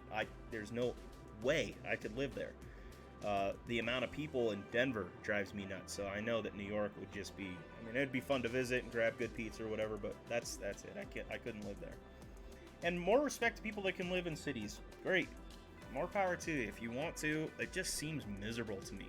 Living in the city like that, just too many people, and they're noisy, and they all have different opinions than you, and they want you to have the same opinion as them, and if you don't conform, then, well, there's a problem there, and it's just...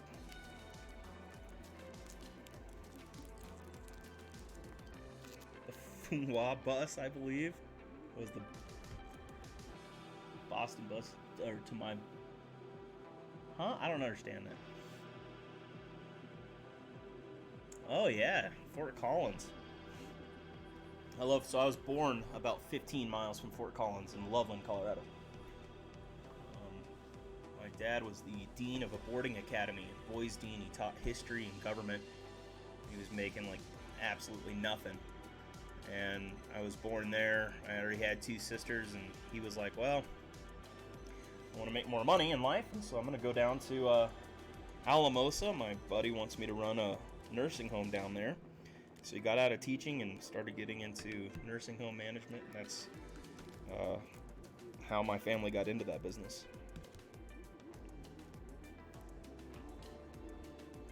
That's why I've been in it for so long now. Yeah, Loveland. So Loveland is where I went back. I was born in Loveland, and I went back there for boarding school. And so I went to high school in Loveland and played baseball, and that's where I got my reintroduction to baseball. That's where I got scouted for the first time. First scholarship offers was playing there at Campion in Loveland, Colorado. And we were on a good squad. In fact, our high school was a 3A high school, but we played 4A baseball because we would just destroy everyone in 3A. In fact, we played 4A soccer also because in 3A we just destroyed everyone. And so they wouldn't let us play anymore.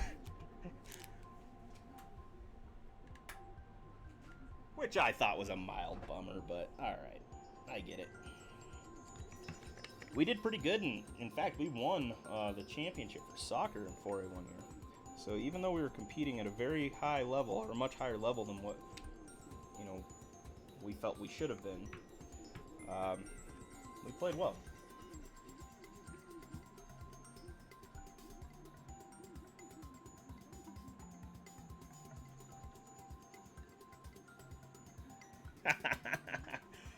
Yeah.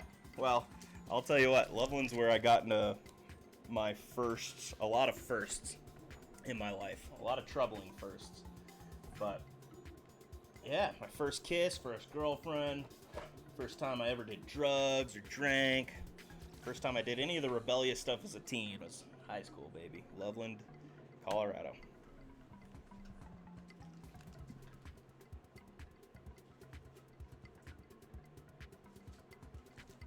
And I was a little rebel. I liked the system. It's not that I hated the system.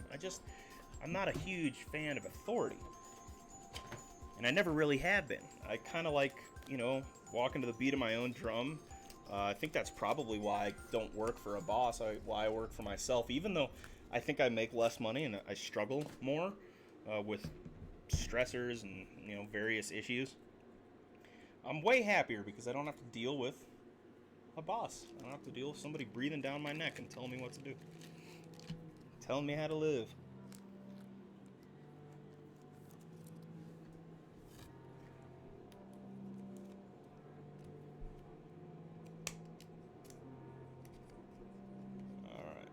Josh Donaldson's sleeved up right now.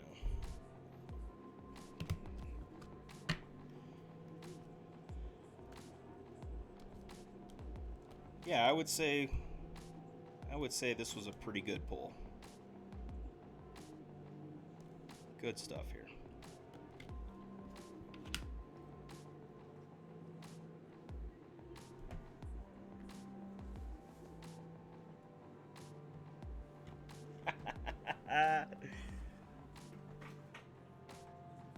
So, if you don't know what Campion Academy is, it's a Christian boarding school.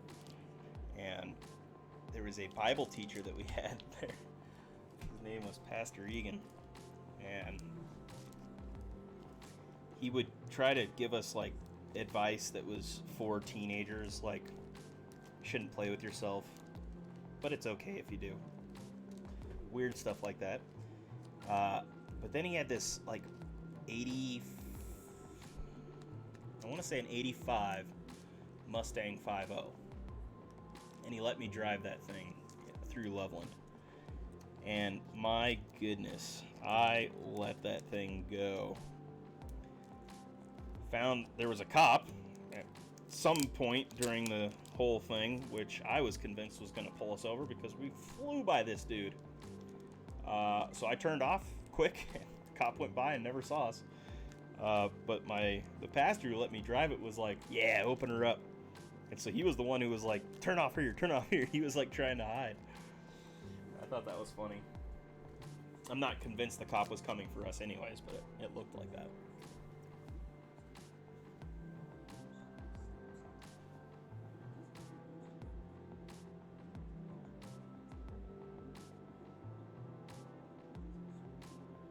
Once again, check out Elkinon Brakes or llunchbrakes.com for the latest brakes that I have on the site.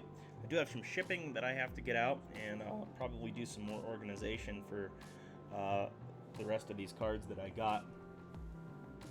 Yeah, that 5.0, I just love the 5.0. Super ugly, just one of the ugliest cars from the 80s, but in my opinion, but it was just so fast. And now, I think that's how I viewed it when I was younger. Now I look at it and I think it's just so beautiful.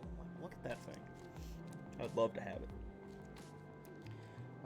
So yeah, I'll be organizing these cards and getting a few of them ready to be submitted for PSA, because a few of these are PSA worthy. I think my Tim Tebow's going in, as well as this Melvin Adon. So that I'm kind of excited to get graded. We'll see what it comes back as. I doubt there's going to be much value to it for a couple of years, but we'll see how it plays out. Rather get it graded now and then be ready to sell it when the time comes. Also have a Pete Alonso rookie and a Tim Tebow first Bowman, which I think is kind of cool. So, yeah, the 1970s. I far prefer those to the 80s versions. I fell asleep rather than watching it all, so no, I didn't. But I was gonna throw them on this afternoon while I did this. Finish up this report that I have to do.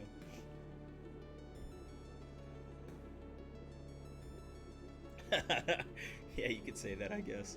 You know, the Mustang has evolved so much over the years. It's just insane. I mean, when the 90s came around, I thought the Mustangs, late 90s, early 2000s, were just awful. Even the mid 2000s, I just didn't like at all. Style, a little bit different. They kept throwing V6 engines in. I just thought, you know, you guys could put so much power.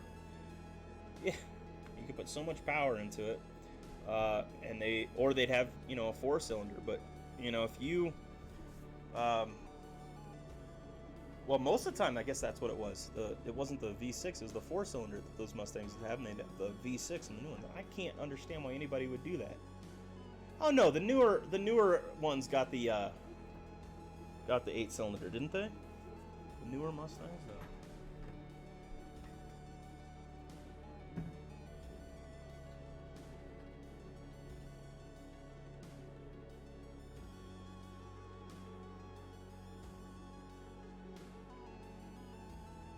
Right, yeah.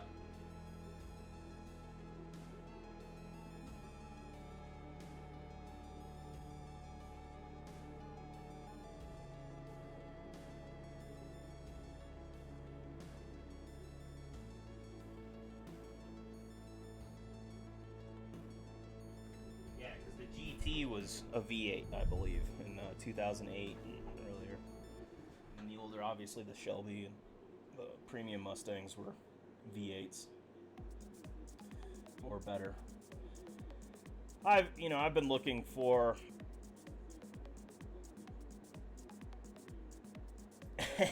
I'm not even a Patreon member yet, Primate. I was still on your site trying to figure out which one to do last time I was there. So,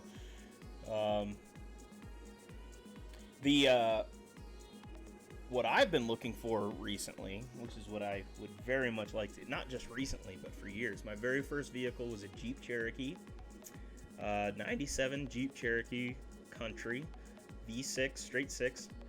What was that, 4.1 or 4.7 liter? I think it was a 4.7 liter. And absolutely loved it. So I fell in love with Jeeps from that. You know, you have a few problems here and there with a straight 6, but it's extremely easy to fix. You know, you can get in there and fix a water pump or a starter. You know, it's a very easy vehicle to fix, especially on a straight 6 in that big of a vehicle. You have plenty of room.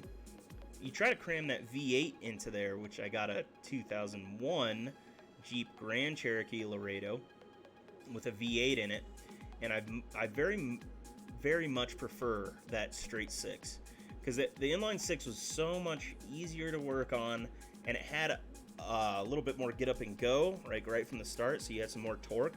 You didn't have the high end power that you did of the V8, but that V6 had that off the line, real snappy. I really liked it.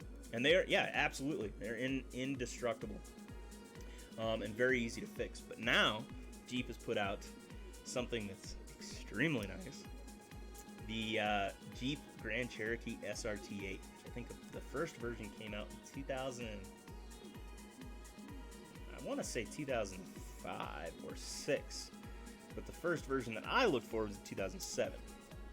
In 2007, you can get under 200, like probably 130,000 miles for around 20,000, maybe under 20,000 now. But the new ones, a new Jeep Grand Cherokee SRT8 off the line, that's going to run you 85, 90,000, new model. But it's doing sub 3, 0 to 60. I mean, it's insane. Fastest SUV, marketed SUV ever. And will beat a Mustang off the line for sure. I've seen it beat Porsche Cayennes like nobody's business. It's just fast. So I went and drove one. I drove an older one, a 2011, 10 or 11. My goodness. But I have a feeling it's not going to be anything like my straight 6, easy to fix. You know, this is going to be a high-end, lot of work. No way you're going to get what you want out of it. You're not going to be able to go to the mountains with it for sure.